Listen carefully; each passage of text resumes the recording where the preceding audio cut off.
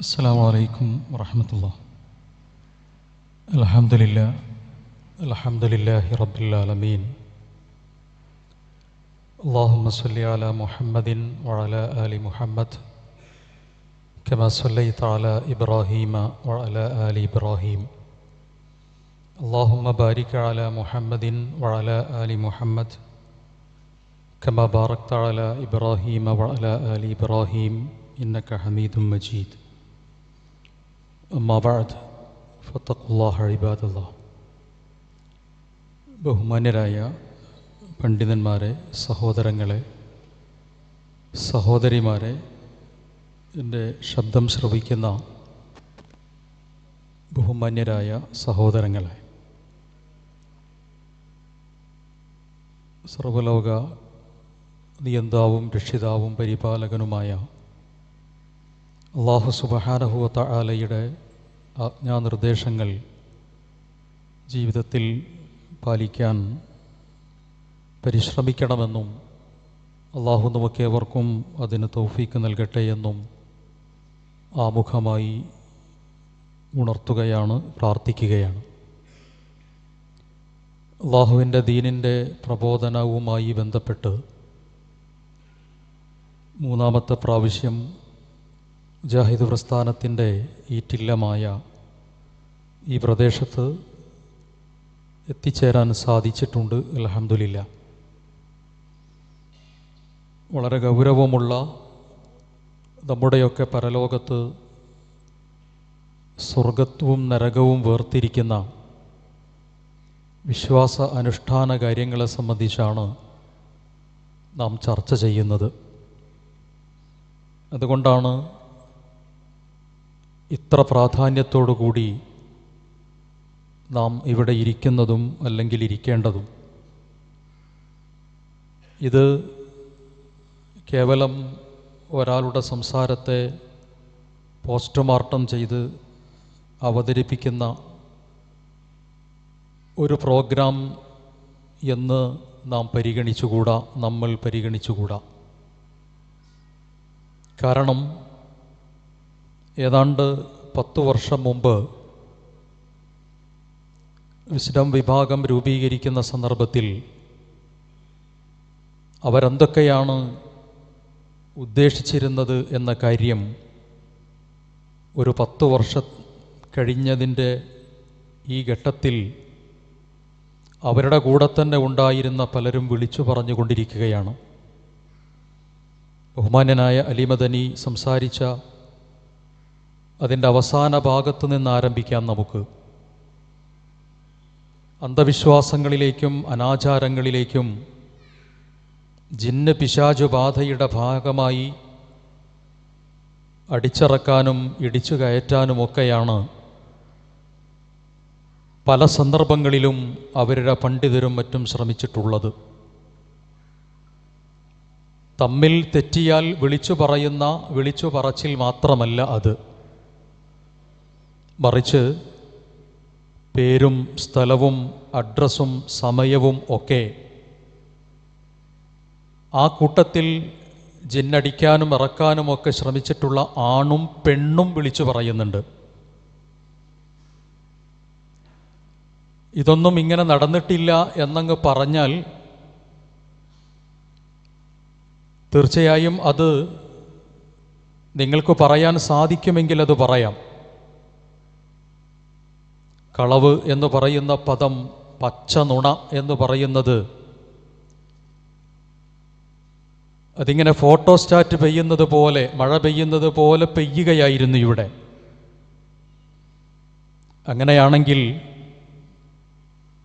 അദ്ദേഹത്തിന് തന്നെ വന്നിട്ട് റാക്കിയായും റാക്കിച്ചിയായും സോഷ്യൽ മീഡിയയിൽ വന്നിട്ടുള്ളവരുടെ വാക്കുകൾ കളവാണ്, പച്ച നുണയാണ് എന്നൊന്ന് പറയണം. അതില്ലെങ്കിൽ, അങ്ങനെ പറയുന്നില്ലെങ്കിൽ അതിൻ്റെ അർത്ഥം അത് ഉണ്ട് എന്നാണ്, അതിൽ യാഥാർത്ഥ്യമുണ്ട് എന്നാണ്. ആരൊക്കെയാണ് ഇത്തരത്തിലുള്ള അടിച്ചിറക്കലിനും അനുബന്ധ ചികിത്സകൾക്കും വേണ്ടി വിളിച്ചിട്ടുള്ളത് എന്നുകൂടി അതിൽ പറയുന്നുണ്ട് പല പ്രസംഗങ്ങളിലായി. ഇസ്ലാം വിഭാഗത്തിൻ്റെ സമുന്നതരായ സംസ്ഥാന നേതാക്കളിൽ ചില പണ്ഡിതർ തങ്ങളെ വിളിച്ചിട്ടുണ്ട് എന്ന് അവർ കൃത്യമായി പറയുകയാണ്. തദ്ദേശീയരായിട്ടുള്ള പണ്ഡിതരും പ്രമുഖരും അതിലുണ്ടോ ഇല്ലയോ എന്ന് നിങ്ങൾ പരിശോധിക്കുക, എടത്തനാട്ടുകാർക്കാർ പരിശോധിക്കുക. ബാലുശ്ശേരിക്കാരനായൊരു മുജാഹിദ് പ്രവർത്തകൻ അദ്ദേഹം ആവർത്തിച്ചു പറയുന്നൊരു കാര്യമാണ്, നമ്മുടെ എല്ലാ ശാഖകളിലും ഇപ്രകാരമുള്ള ജിന്നിനെയും പിശാചിനെയും ഒക്കെ അടിച്ചിറക്കുന്ന കേന്ദ്രം വേണമെന്ന്. ബഹുമാന്യനായ മറ്റൊരു പണ്ഡിതൻ അന്ന് വിളിച്ചിട്ടുള്ള പേരനുസരിച്ചുകൊണ്ട് മടവൂർ വിഭാഗത്തിൽപ്പെട്ട ആളുകൾ എതിർത്താലും ഇല്ലെങ്കിലും ശരി, എന്താ നമുക്കത് തുടങ്ങിയാൽ പള്ളിയിൽ തന്നെ അത് തുടങ്ങുന്നതിൻ്റെ തെറ്റെന്താണ്, കുഴപ്പമെന്താണ് എന്നുവരെ ചോദിക്കുന്നുണ്ട്. ഇവിടെ പ്രസംഗിച്ചിട്ടുള്ള സ്വാഗത ഭാഷണത്തിലും ഉദ്ഘാടന ഭാഷണത്തിലും സംസ്ഥാനത്തിലെ വിവിധ ഭാഗങ്ങളിൽ ഉദ്ഘാടനം ചെയ്യപ്പെടുന്ന പള്ളികളുടെ കണക്ക് പറയുന്നുണ്ട്. അൽഹംദുലില്ലാ, അള്ളാഹുവിനെ മാത്രം ആരാധിക്കാൻ പടുത്തുയർത്തിയിട്ടുള്ള, അള്ളാഹുവിൻ്റെ ഭവനങ്ങളിൽ അവനെ മാത്രം ആരാധിക്കാനുള്ള സൗകര്യമാണ് നിങ്ങൾ ചെയ്യുന്നത് എങ്കിൽ അൽഹംദുലില്ലാ. പക്ഷേ അത്തരം പള്ളികളിലേക്ക് ഇത്തരത്തിലുള്ള ജിന്നറക്ക് കേന്ദ്രങ്ങൾ കൂടിയായി അത് മാറ്റേണ്ടതുണ്ട് എന്ന അഭിപ്രായം നിങ്ങളുടെ കൂട്ടത്തിലുള്ളൊരു പണ്ഡിതനും പ്രഭാഷകനും വിളിച്ചു പറഞ്ഞിട്ടില്ലേ? ഇല്ലെങ്കിലില്ല, കളവ് പച്ച നോണാന്നാണ് പറഞ്ഞേക്ക്, എന്നാൽ തീരുവല്ല പ്രശ്നം. ഉണ്ടെങ്കിലുണ്ട് എന്ന് പറയുക, ഇല്ലെങ്കിൽ ഇല്ല എന്ന് പറയുക. അതുകൊണ്ട് എന്നെ ശബ്ദം ശ്രവിക്കുന്നവർക്കോടും ഇവിടെ എത്തിച്ചേർന്നിട്ടുള്ളവരോടും ആത്മാർത്ഥമായി സൂചിപ്പിക്കാനുള്ളത്, ഇത്തരത്തിലുള്ള അന്ധവിശ്വാസങ്ങളും ജിന്ന് പിശാചി അടിച്ചറക്കലുകളും നമ്മുടെയൊക്കെ പ്രദേശങ്ങളിലെ പള്ളികളിൽ മുജാഹിദ് പ്രസ്ഥാനത്തിൻ്റെ പേരിൽ ഉണ്ടാകേണ്ടതുണ്ടോ ഉണ്ടാകേണ്ടതില്ലേ എന്ന് തീരുമാനിക്കേണ്ടത് നിങ്ങളാണ്. എൻ്റെ പ്രദേശത്തത് വേണോ വേണ്ടയോ എന്ന് തീരുമാനിക്കേണ്ടത് ഞാനാണ്. അത്തരത്തിലുള്ള അന്ധവിശ്വാസങ്ങളുടെ ആട്ടപ്പുരകളായി നമ്മുടെയൊക്കെ പ്രദേശങ്ങൾ മാറാതിരിക്കുക എന്ന ദൗത്യ നിർവഹണമാണ് ഇവിടെ നമ്മൾ നിർവഹിക്കുന്നത്. അങ്ങനെയൊന്നും ആകാതിരിക്കണമെങ്കിൽ അല്പസമയം നമ്മളിവിടെ ചെലവഴിക്കേണ്ടി വരും. നമ്മുടെ അധ്വാനവും പണവും ഈ വിഷയത്തിൽ നമ്മൾ ചെലവഴിച്ചേ പറ്റൂ. ഇല്ലെങ്കിൽ മുജാഹിദ് തറവാടുകളിൽ ഇത്തരത്തിലുള്ള റാക്കിമാരും റാക്കിച്ചിമാരും കയറിയിറങ്ങിയതിൻ്റെ കഥ ഷരീഫ് മേലേതിൽ ഇവിടെ വിശദീകരിച്ചിട്ടുണ്ടല്ലോ. ആരുടെ വീട്ടിലാണ് എന്ന് ഇടത്തനാട്ടുകാരെന്ന് പറയട്ടെ. വയനാട് എന്ന് പറയുന്ന പ്രദേശത്ത് കുട്ടമംഗലം എന്ന് പറയുന്നൊരു സ്ഥലമുണ്ട്. ആ കുട്ടമംഗലത്തെ ഏത് വീട്ടിലാണ് ഇത്തരത്തിലുള്ള ആളുകൾ കയറിയിറങ്ങിയത് എന്ന് കൊണ്ടുപോയ ആളുകളും അതിന് നേതൃത്വം നൽകിയിട്ടുള്ള സംഘടനയും ഒക്കെ ഒന്ന് പറയട്ടെ. പുളിക്കൽ പ്രദേശത്ത് നടന്നത് എന്താണ് എന്ന് കൂടി അങ്ങ് വിശദീകരിക്കട്ടെ. അതുകൊണ്ടാണ് ഇത്ര ഗൗരവത്തിൽ ഈ വിഷയം സൂചിപ്പിക്കുന്നത്. ഇസ്ലാം എന്ന് പറയുന്ന വിഭാഗം എന്തിനു രൂപീകരിച്ചു എന്ന ചോദ്യത്തിന്റെ ഉത്തരം കേരളത്തിലെ മുജാഹിദ് മുസ്ലിങ്ങളായ ആളുകളെയും മനുഷ്യരെയും ഏകനായ പടച്ചതമ്പുരാനിലേക്ക് മാത്രം കൊണ്ടുപോവുകയും തൗഹീദിന്റെ ശരിയായ സന്ദേശങ്ങൾ നൽകുകയും ചെയ്യാനാണ് എന്ന് ഒരുപക്ഷെ നിങ്ങളുടെ നാവ് കൊണ്ട് നിങ്ങൾക്ക് ആവർത്തിക്കാൻ പറ്റും. പക്ഷെ നിങ്ങളെക്കുറിച്ച് പരിചയപ്പെടുത്തുന്ന ഡോക്യുമെന്ററി അങ്ങനെയല്ല പറയുന്നത്. മറിച്ച് മുജാഹിദ് പ്രസ്ഥാനത്തിൽ ജിന്നിൻ്റെയും പിശാചിൻ്റെയും പിശാചിനോടുള്ള സഹായാഭ്യർത്ഥനയുടെയും യാഇബാദുള്ളയുടെയും വിഷയത്തിൽ തർക്കങ്ങളും മറ്റും ഉടലെടുക്കുന്നൊരു സാഹചര്യത്തിലാണ് വിസ്ലം എന്ന് പറയുന്ന വിഭാഗമുണ്ടായിട്ടുള്ളത് എന്ന പശ്ചാത്തലമാണ് പരിചയപ്പെടുത്തിയിട്ടുള്ളത്. കേരള മുസ്ലിം ഐക്യസംഘം ഉണ്ടായത് എന്തിനാണ് എന്ന് ചരിത്രത്തിൽ വിശദീകരിച്ചിട്ടുണ്ട്. അതിൻ്റെ പശ്ചാത്തലം നമുക്കറിയാം. ആ ഐക്യസംഘമുണ്ടായതിന് ശേഷം പിന്നീട് മുസ്ലിങ്ങൾക്ക് വിശ്വാസപരവും ആചാരപരവുമായ സംസ്കൃതിയും തസ്കിയത്തുമാണോ ഉണ്ടായത്? അതോ മുസ്ലിങ്ങൾ കൂടുതൽ അന്ധവിശ്വാസത്തിലേക്ക് പോവുകയാണോ ചെയ്തത്? ഉറപ്പായും ചരിത്രം നമ്മെ ബോധ്യപ്പെടുത്തുന്നു, വർത്തമാനം നമ്മോട് പറയുന്നു, മുസ്ലിങ്ങളിൽ നിന്ന് അന്ധവിശ്വാസങ്ങളും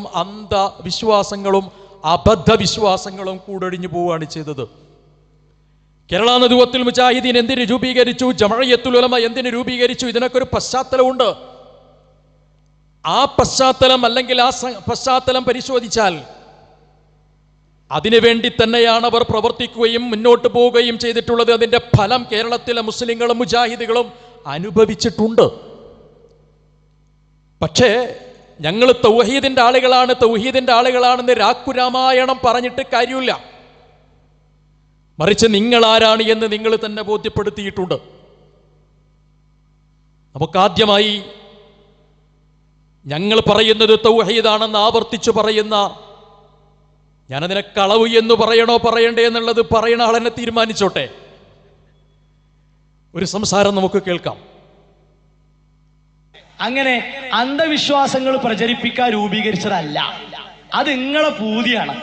കൃത്യമായ തൗഹീദ്, തനതായ തൗഹീദ് തുറന്നു പറയാനും ആ പാരമ്പര്യം പിന്തുടരാനുമാണ് ഞങ്ങൾ മുന്നോട്ട് പോകുന്നത്. നിങ്ങൾ തെളിയിക്കും, നിങ്ങളെ ഈ നുണ അല്ല, നിങ്ങൾ തെളിയിക്കും. ഇൻഷാ അല്ലാഹ് ബാക്കി നോക്കാം. കല്ലുകരട്, കാഞ്ഞിരക്കുറ്റി മുതൽ മുള്ളുമുരട്, മൂർക്കം പാമ്പ് വരെയുള്ള സൃഷ്ടികളോട് ആ സൃഷ്ടികളുടെ കഴിവിന് അപ്പുറത്തു വല്ലതും വരികയാണെങ്കിൽ മാത്രമേ പടച്ചവനോട് ചോദിക്കാൻ പാടുള്ളൂ എന്ന് പറഞ്ഞതാരാ? അതാ തൗഹീദ്. അതാണ് ശരിയായ തൗഹീദ്. അത് ഇവിടുന്ന് കേട്ടല്ലോ ആരാ പറഞ്ഞത് എന്ന്. കഴിഞ്ഞ തവണ വിശ്രം വിഭാഗത്തിന്റെ പ്രഭാഷണത്തിൽ സംസാരിച്ചിട്ടുള്ള വളർന്നു വരുന്ന പണ്ഡിതനാണ് പറഞ്ഞത്. അങ്ങനെയാണത് വിശദീകരിച്ചത് ഇവിടുത്തെ ഉദ്ഘാടകൻ, ഞാൻ പറഞ്ഞതല്ല. വളർന്നു വരുന്ന പണ്ഡിതനാണ് പറയുന്നത്. ഈ വളർന്നു വരുന്ന പണ്ഡിതൻ പറയുന്നു ഞങ്ങൾ ശരിയായ തൗഹീദിലാണെന്ന്. ആ വളർന്നു വരുന്ന പണ്ഡിതൻ തന്നെയാണ് ഈ ഭൂമിയിലുള്ള ഓരോരോ സൃഷ്ടികളുടെ പേരും പറഞ്ഞ് അവരുടെ കഴിവിനപ്പുറത്തുള്ളത് ചോദിച്ചാൽ മാത്രമേ എന്താവുള്ളൂ, അങ്ങനെ ചോദിക്കേണ്ടതുള്ളൂ എന്ന് പറഞ്ഞത്. അതിന് തൗഹീദ് എന്നാണോ പറയാ? ശരിയായ തൗഹീദ് ഉണ്ടാക്കാൻ വേണ്ടിയാണ് വിശ്രം വിഭാഗം പ്രവർത്തിക്കുന്നത് എന്ന് പറയുന്നത് കളവാണോ പച്ച നുണയാണോ? നിങ്ങൾ എന്നെ പറഞ്ഞാൽ മതി. നിങ്ങൾക്കാണല്ലോ പറയാൻ കുറെ അറിയാം, എനിക്കതറിയില്ല. എനിക്ക് അങ്ങനെ പ്രാസൊപ്പിച്ചുകൊണ്ട് പച്ച നുണ എന്നൊന്നും പറയാൻ കഴിയില്ല. അത് നിങ്ങൾ എന്നോട് പറഞ്ഞാൽ മതി എന്താന്നുള്ളത്. അവനാൻ തന്നെ ഈ പ്രസംഗം ഒന്ന് കേട്ടു നോക്കുക, എന്നിട്ട് ഇത് എന്താണെന്നുള്ളത് നിങ്ങൾ എന്നോട് പറഞ്ഞാൽ മതി. വളർന്നു വരുന്ന പണ്ഡിതനാണല്ലോ, തീർച്ചയായും അത് പറയാൻ, അത് പറഞ്ഞു പഠിക്കണല്ലോ. പണ്ഡിതന്മാരാകുമ്പോൾ എല്ലാം പറഞ്ഞു പഠിക്കണ്ടേ? അതങ്ങ് പറഞ്ഞു പഠിച്ചേക്ക്. രണ്ടാമത് അന്ധവിശ്വാസങ്ങൾക്കെതിരാണ് എന്നാണ്. എടത്തനാട്ടുകരയിൽ വന്ന് റുഖയ്യ ശറയ്യ ചെയ്തിട്ട് അപകടകരമായ പ്രയാസങ്ങൾ ഉണ്ടാക്കി എന്ന്, അല്ലെങ്കിൽ എൻ്റെ പ്രദേശത്ത് വന്ന് ഇത്തരത്തിലുള്ള പ്രവർത്തനങ്ങൾ ചെയ്തിട്ട് അപകടകരമായ പ്രയാസങ്ങൾ ഉണ്ടാക്കി എന്ന് പറയുന്നു ഷെരീഫ് മേലേതിൽ. അത് ഏതു പ്രദേശത്താ? അത് അന്ധവിശ്വാസമാണോ? അല്ലേ? ഇതൊക്കെ നിങ്ങൾ കാരാന്ന് പറയണത് ഷെരീഫ് മേലേതിൻ്റെ ഒക്കെ പ്രവർത്തന സ്ഥലത്തിൻ്റെ ഒക്കെ ഏതാണ്ടൊക്കെ അടുത്തൊക്കെ തന്നെ അല്ലേ? ഒന്ന് അന്വേഷിച്ചാൽ കിട്ടൂലേ നിങ്ങൾക്ക്? അവിടെ നിന്ന് അന്വേഷിച്ച് കണ്ടെത്തിയിട്ട് അന്ധവിശ്വാസമാണോ അതല്ല ശരിയായ തൗഹീദാണോ നാളിതുവരെയായി വിശ്രം പ്രവർത്തനകന്മാർ, നേതാക്കന്മാർ കേരളത്തിൽ പഠിപ്പിക്കുന്നത് എന്ന് പരിശോധിച്ച് നോക്കുക. അല്ലേ? കഴിഞ്ഞ തവണ അലി മദനി അദ്ദേഹത്തിൻ്റെ സംസാരത്തിൻ്റെ അവസാന ഭാഗത്തൊരു ക്ലിപ്പിംഗ് കിട്ടിയിരുന്നു. സമയമില്ലാത്തതുകൊണ്ട് അത് ഇടുന്നില്ല. എന്ത്? നിങ്ങളിങ്ങോട്ട് പോരി എന്ന് പറഞ്ഞു ഒരു സഖാഫി പറഞ്ഞു, നിങ്ങളിങ്ങോട്ട് പോരി, ഒരു വ്യത്യാസമില്ല. മുജാഹിദുകളായി ഞങ്ങൾക്ക് പരിചയമുള്ളത് മർക്കസു ദഅവക്കാരൻ മാത്രമാണ്. അവരെ കയ്യിലാണ് പഴയ വാദമുള്ളത്. ഇപ്പം ഞങ്ങൾ ഒന്നാണ്, നമ്മളൊന്നാണ്, നിങ്ങളിങ്ങോട്ട് വരിൻ എന്ന് പറഞ്ഞ് സ്വാഗതം ആശംസിച്ചിട്ടുള്ള ഒരു ബഹുമാന്യ ഒരു സുന്നി പണ്ഡിതന്റെ പ്രസംഗം നിങ്ങൾ കേട്ടിട്ടുണ്ടല്ലോ. അപ്പൊ നിങ്ങൾ തൗഹീദിലേക്കാണ് ക്ഷണിക്കുന്നത്, അതോ അന്ധവിശ്വാസ നിർമ്മാർജ്ജനം ചെയ്യാനാണോ ക്ഷണിക്കുന്നത്? എവിടേക്കാണ് ക്ഷണിക്കുന്നത്? നിങ്ങൾ ഉണ്ടാക്കിയ പ്രസ്ഥാനത്തിന്റെ രൂപീകരണ കാരണം എന്ത്? നിങ്ങൾ പുറത്തിറക്കിയ ഡോക്യുമെന്ററിയിൽ തന്നെ അത് പറയുന്നുണ്ട്. അത് നമുക്ക് കേൾക്കാം. ആദർശപരവും സംഘടനാപരവുമായ അരുതായ്മകൾ ചൂണ്ടിക്കാണിച്ചതിന്റെ പേരിൽ ധാരാളം പണ്ഡിതന്മാരെയും പ്രബോധകന്മാരെയും പുറത്താക്കി. KNMന്റെ വിവിധ ഘടകങ്ങളെയും സംഘടനാ ഭാരവാഹികളെയും ഭരണഘടനാ തത്വങ്ങൾ പാലിക്കാതെ അച്ചടക്ക നടപടിക്ക് വിധേയമാക്കി. യുവജന വിദ്യാർത്ഥി ഘടകങ്ങളെ മരവിപ്പിച്ചു. തൗഹീദി പ്രബോധന രംഗത്ത് സജീവമായിരുന്ന ആദർശ വിശുദ്ധിയും ആത്മാർത്ഥതയുമുള്ള വലിയൊരു വിഭാഗത്തെ ഷിർക്ക് ആരോപിച്ച് പുറത്തു നിർത്തി.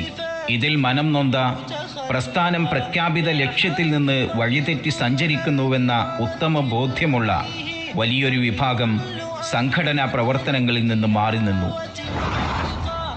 ദഅ്വാ സമിതി പിറക്കുന്നു. വിശ്വാസിക്ക് പ്രബോധന രംഗത്ത് നിന്ന് മാറി നിൽക്കാൻ മതം അനുവദിക്കുന്നില്ല. ആരോപണ വിധേയരായവർ പ്രബോധന പ്രവർത്തനങ്ങൾ തുടർന്നു. KNM എന്ന പേരിൽ തന്നെ 2 വിഭാഗം വേറിട്ട് പ്രവർത്തിക്കുമ്പോൾ സംഘർഷത്തിനുള്ള സാധ്യത ഏറെയാണ് എന്ന ജാഗ്രതയും ഈ സംഘം കൈവിട്ടില്ല. തൗഹീദി പ്രബോധന രംഗത്ത് അന്നും ഇന്നും പ്രവർത്തിക്കുന്ന പ്രവർത്തകരെ അവർ ജിന്നിനെ ആരാധിക്കുന്നവരാണെന്ന് KNM-ലെ തൽപര കക്ഷികളായ നേതാക്കന്മാർ പരസ്യ പ്രസ്താവന നടത്തിയപ്പോൾ മറ്റൊരു കൂട്ടായ്മ രൂപീകരിക്കുകയല്ലാതെ നിവൃത്തിയില്ലെന്നായി. എന്തിനാണ് ഈ കൂട്ടായ്മ ഉണ്ടാക്കിയത്? എന്തിനാണ് ഈ കൂട്ടായ്മ ഉണ്ടാക്കിയത്? ജിന്ന് എന്ന് പറയുന്ന ഒന്നിനെ വിളിച്ചു പ്രാർത്ഥിക്കുന്നവരാണ് എന്ന ശിർക്കാരോപണം നിലനിൽക്കുന്ന ഘട്ടത്തിൽ മറ്റൊരു കൂട്ടായ്മ രൂപീകരിക്കുകയല്ലാതെ നിർവാഹമുണ്ടായില്ല എന്നതാണ്. ആ ആരോപണം ഇപ്പോഴും തുടരുന്നുണ്ടോ ഇല്ലേ? ഇപ്പോഴും തുടരുന്നുണ്ടോ ഇല്ലേ? ഇപ്പോഴും നിങ്ങൾ അതിന്മേ തന്നെ കെട്ടിമറിയല്ലേ? ജിന്നിൻ്റെയും പിശാജിൻ്റെയും യാഴ്ബാദുള്ള എന്ന ദുർബല ഹദീസിൻ്റെയും പേരിൽ കെട്ടിമറിഞ്ഞുകൊണ്ടിരിക്കുകയല്ലേ നിങ്ങൾ ചെയ്യുന്നത്? അതാണ് നിങ്ങളുടെ രൂപീകരണ പശ്ചാത്തലം. ആ രൂപീകരണ പശ്ചാത്തലമാണ് യഥാർത്ഥത്തിൽ നിങ്ങൾക്കുള്ളത് എന്ന് നിങ്ങൾ തന്നെയാണ് തെളിയിച്ചിട്ടുള്ളത്. അത് കളവാണോ പച്ച നുണയാണോ എനിക്കറിഞ്ഞൂടാ. അത് നിങ്ങളാണ് പറയേണ്ടത്.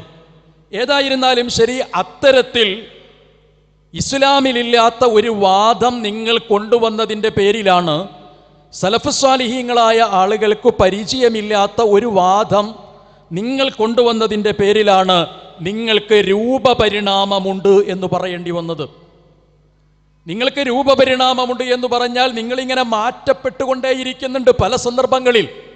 അതിനാണ് രൂപപരിണാമം വരിക. അത് അദ്ദേഹം കൃത്യമായി വിശദീകരിക്കുന്നുണ്ട്.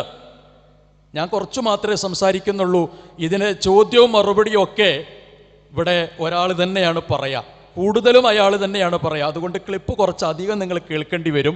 ശരി, ആ ക്ലിപ്പിൻ്റെ ഒരു തുടക്കം നമ്മളിങ്ങനെ തുടങ്ങിപ്പോവുകയാണ്. എന്താണ് പറഞ്ഞത്? രൂപപരിണാമം സംഭവിച്ചിട്ടുണ്ട് എന്ന് ഞാൻ പറഞ്ഞു. അത് അദ്ദേഹത്തിന് കൃത്യമായിട്ട് മനസ്സിലായിട്ടുണ്ട്. നിങ്ങൾ കേട്ടോളൂ. ഈ ഉള്ളവൻ കളവ് തന്നെ പറയുള്ളൂ, പച്ച നോണാൻ തന്നെ പറയുള്ളൂ. മനസ്സിലായില്ലേ? അല്ല എന്തതിനെ പറ്റി പറയാ? നേരത്തെ അലിമദിന് കാട്ടിയത് നമ്മൾ പൊളിച്ചില്ല. ഇവിടെ മൗലവിന്റെ ക്ലിപ്പിട്ട് കാണിച്ച നാടകം പൊളിച്ചില്ലേ? പച്ച കളവ്. ഹൗ എന്നിട്ട് പിന്തുണ കൊടുക്കുക, അലിമദിന് തെളിയിച്ചില്ലേന്ന്. ഇങ്ങനെ താലോലിക്കേണ്ട ആവശ്യമില്ല ജാബിർ റഹ്മാനി. കളവാണ്. ഞങ്ങൾക്കൊരു മാറ്റമല്ല. പരിണാമം എന്ന് പറഞ്ഞ മാറ്റം. ഇവിടെ പറഞ്ഞത് അവിടെ പറയില്ല, അവിടെ പറഞ്ഞത് ഇവിടെ പറയില്ല. നിങ്ങളെ ഗതികേട് ഞങ്ങൾക്കില്ല. അതുകൊണ്ടാണ് രൂപപരിണാമം സംഭവിച്ചു എന്ന് പറയുന്നത് കളവാണ്, പച്ചക്കളവാണ് എന്നാണ് പറഞ്ഞത്. കഴിഞ്ഞ പ്രസംഗത്തിൽ തന്നെ ഈ വിഷയം വളരെ കൃത്യമായി നമ്മൾ സൂചിപ്പിച്ചിരുന്നു. ഓരോരുത്തരുടെയും പ്രഭാഷണം ഇട്ടുകൊണ്ട് തന്നെ വിശദീകരിച്ചിരുന്നു. രൂപപരിണാമം സംഭവിച്ചിട്ടുണ്ട്, മാറ്റം സംഭവിച്ചിട്ടുണ്ട് എന്ന കാര്യം കൃത്യമായി വിശദീകരിച്ചു കൊടുത്തിരുന്നു. പക്ഷേ അതിനെയും ഇയാൾ കളവാണ് എന്നാണ് പറഞ്ഞത്.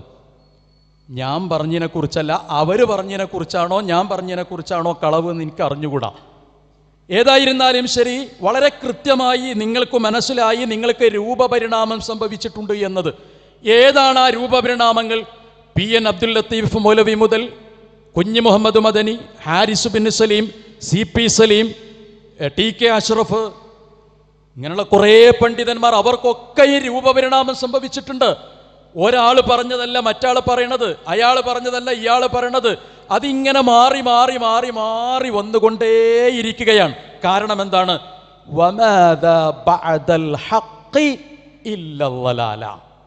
ഇത് ഖുർആനിന്റെ പ്രഖ്യാപനമാണ്. ഹക്കൺ പോയാൽ, ഹക്കിന് ശേഷം ഹക്കില്ലെങ്കിൽ, ഹക്ക് വിട്ടാൽ പിന്നെ ലലാലത്തെ ഉണ്ടാകുള്ളൂ. ലലാലത്തിന് അടിത്തറ ഉണ്ടാകൂല. ലലാലത്തിന് ഒരു തുടക്കമുണ്ടെങ്കിലും ശരി, ആ തുടങ്ങിയിടത്തത് നിൽക്കൂല. അതങ്ങോട്ടും ഇങ്ങോട്ടും മാറിക്കളിച്ചുകൊണ്ടേയിരിക്കും. അതിന് പരിണാമം സംഭവിച്ചുകൊണ്ടേയിരിക്കും. അതുകൊണ്ട് രൂപപരിണാമങ്ങൾ നിങ്ങൾക്ക് സംഭവിച്ചിട്ടുണ്ട് എന്നതിൻ്റെ ഒന്നാമത്തെ തെളിവ് ബഹുമാന്യ പണ്ഡിതനും നിങ്ങളുടെ നേതാവുമായ PN അബ്ദുൽ ലത്തീഫ് മൗലവിയുടെ സംസാരമാണ്. ആ സംസാരത്തിന് ചെറിയൊരു വ്യക്തത കുറവുണ്ട്. ഇവിടെ ഈ സ്ഥലത്ത് കുറച്ചുകൂടി അതിൻ്റെ ടെക്നിക്കൽ സംബന്ധമായ പ്രശ്നം കൊണ്ട് ചിലപ്പോൾ ഒന്നുകൂടി വ്യക്തത കുറവ് അതുണ്ടായിരിക്കും. ഏതായിരുന്നാലും ശരി, 31/6/2011 അത് വ്യക്തത കുറവുണ്ട്, അതിൽ പറയണതും ശരിയായി മനസ്സിലാകണില്ല, പച്ച നോണ കളവ് എന്ന് പറഞ്ഞ് പിന്നെ വരണ്ടെന്നുള്ളതുകൊണ്ടാണ് ഡേറ്റ് കൂടി പറഞ്ഞു തരണേ. നിങ്ങൾക്ക് അതൊക്കെ ഓർമ്മ ഉണ്ടാകും. നിങ്ങൾ പ്രൂഫ് പോയിന്റ് ചെയ്യുന്ന ആളാണല്ലോ, വളർന്നു വരുന്ന പണ്ഡിതനാണല്ലോ. അതുകൊണ്ട് വളർന്നു വരുന്ന പണ്ഡിതൻ എന്ന നിലയ്ക്ക് നിങ്ങൾക്ക് ആ ഡേറ്റൊക്കെ ഓർമ്മ ഉണ്ടാകും എന്നാണ് ഞാൻ മനസ്സിലാക്കുന്നത്. അതല്ലെങ്കിൽ വളർച്ച പൂർത്തീകരിച്ചിട്ടുള്ള 2 പണ്ഡിതന്മാർ ഇവിടെ വരാനുണ്ടല്ലോ, ആ വരാനുള്ള പണ്ഡിതന്മാരോട് ചോദിച്ചു നോക്കിയാലും ഈ ഡേറ്റും കാര്യങ്ങളൊക്കെ കിട്ടും. ഒരു പണ്ഡിതൻ ഇവിടെ വന്നിരുന്നു, ഒരു പണ്ഡിതൻ എന്താണെന്നറിയില്ല വന്നിട്ടില്ല. ഏതായിരുന്നാലും സംസ്ഥാന ജനറൽ സെക്രട്ടറി അദ്ദേഹത്തിൻ്റെ സംസാരത്തിൽ പറഞ്ഞൊരു കാര്യമുണ്ട്, 3-ാം കക്ഷി ഇറങ്ങുന്നില്ല എങ്കിൽ നമ്മൾ ഇത് തുടരും എന്നാണ്. 3-ാം കക്ഷി ഇറങ്ങിയാലും ശരി, ആ 3-ാം കക്ഷി ഇറങ്ങരുത്, അവരെ നമ്മൾ അതിനനുസരിച്ച് കൈകാര്യം ചെയ്യാം എന്ന് പറഞ്ഞ് നമുക്കൊരു 4-5 പ്രാവശ്യം ഇതങ്ങ് പോകട്ടെ എന്ന് തീരുമാനിച്ചു. അങ്ങനെ തീരുമാനിച്ചതായി അദ്ദേഹത്തിൻ്റെ ഉദ്ഘാടന പ്രസംഗത്തിൽ 1-ാം സംസാരത്തിൽ പറയുന്നുണ്ട്. പിന്നെ എന്താണ് അദ്ദേഹത്തെ കാണാത്തത്? ഒരു സംസ്ഥാന സമ്മേളനമോ അതിനേക്കാൾ വലിയൊരു സമ്മേളനമോ സ്ഥാപന വാർഷികമോ ഒക്കെ നടക്കുന്ന സമയത്ത് അതിൻ്റെ തൊട്ടുടനെ തന്നെ ആ വാർഷിക പരിപാടിയിൽ ഏറ്റവും കൂടുതൽ സജീവമാകേണ്ട ആളുകൾ അവിടെയായിരിക്കുന്നു എന്ന് ബോധ്യപ്പെടുത്തിയിട്ട് മറ്റൊരാളെ ഇങ്ങോട്ട് പറഞ്ഞയച്ചു. അയാളാണെങ്കിലോ വിഷയമൊന്നും പറയുന്നില്ല, ഖുർആനായത്ത് ഓതുന്നില്ല, ഹദീസിൻ്റെ കാര്യം പറയുന്നില്ല. മൂപ്പര് പണ്ടെന്നോ എഴുതി പഠിച്ച 2-3-4 വാക്കുണ്ട്, ആ വാക്ക് ആവർത്തിച്ച് വളർന്നു വരുന്ന മഹാപണ്ഡിതൻ അങ്ങ് വിശദീകരിക്കുന്നു എന്ന് മാത്രമേ ഉള്ളൂ. ശരി, എന്താണ് സംഭവം? 31/6/2011 നിങ്ങളുടെ ആദ്യ സന്ദർഭങ്ങളിൽ, ആദ്യകാലത്തിൽ ജിന്ന് പിശാച് പോലെയുള്ള വാദങ്ങൾ മറ്റു ചില ആളുകളൊക്കെ ഇവിടെ പ്രചരിപ്പിച്ചിരുന്നു. ആ വാദം പിന്നീട് നിങ്ങൾ ഏറ്റെടുത്ത് നിങ്ങൾ അതിന് വെള്ളവും വളവും നൽകി അങ്ങനെ വളർത്തിക്കൊണ്ടുവരികയാണ് ചെയ്തത്. ആ സമയത്ത് ജമഇയ്യത്തുൽ ഉലമ ഈ വിഷയ സംബന്ധമായൊരു ചർച്ച സംഘടിപ്പിച്ചു. ആ ചർച്ച സംഘടിപ്പിക്കുന്ന സന്ദർഭത്തിൽ PN അബ്ദുൽ ലത്തീഫ് മൗലവിയും അബ്ദുറഹ്മാൻ സലഫിയും ഒക്കെ അവിടെയുണ്ട്. അബ്ദുറഹ്മാൻ സലഫി സംസാരിച്ചു, ഇപ്പോൾ ഗൈബിയായ ജിന്നിനോടുള്ള സഹായതേട്ടവും മറ്റുമൊക്കെയാണ് കാര്യമായി ചർച്ചയാക്കുന്നത്. ആ വിഷയത്തിൽ നമുക്കൊരു തീരുമാനത്തിലെത്തണം, ആ വിഷയത്തിൽ നമുക്കൊരു തീരുമാനത്തിലെത്തണം എന്ന് പറഞ്ഞു. ആ തീരുമാനത്തിലെത്തണമെന്ന് പറഞ്ഞപ്പോൾ അന്ന് ഹാജരായിരുന്ന നിങ്ങളുടെ മുമ്പുണ്ടായിരുന്ന ആളുകൾ ഞങ്ങളത് കൂടുതലായിട്ടൊന്നും പഠിച്ചിട്ടില്ല, പിന്നീടാകാം എന്ന രീതിയിലുള്ള സംസാരം ഉണ്ടായി. ആ സംസാരം ഉണ്ടായപ്പോൾ അതിന് ഇത്ര വലിയ കോമൺ സെൻസ് വേണോ? അത് പഠിച്ചു വരണോ? ആർക്കും മനസ്സിലാകണതല്ലേ എന്ന് പറഞ്ഞ് വൈബിയായ ജിന്നിനോട് തേടുന്നത് ശരിയല്ല, ശിർക്കാണെന്ന് പറയുകയും അതേപോലെ തന്നെ അപ്പുറത്ത് കിടക്കുന്ന ഒരു സാധനം വെറുതെ മൂലക്ക വെച്ചൊരു സാധനം വെറുതെ തോൾക്കെടുത്തിടുകയാണ് എന്ന് പറഞ്ഞ് ആക്ഷേപിക്കുകയും ചെയ്യുന്ന PN അബ്ദുൽ ലത്തീഫ് മൗലവിയുടെ ഒരു സംസാരമാണ് അതിലുള്ളത്. അത് നിങ്ങൾക്കൊന്ന് കേൾക്കാം.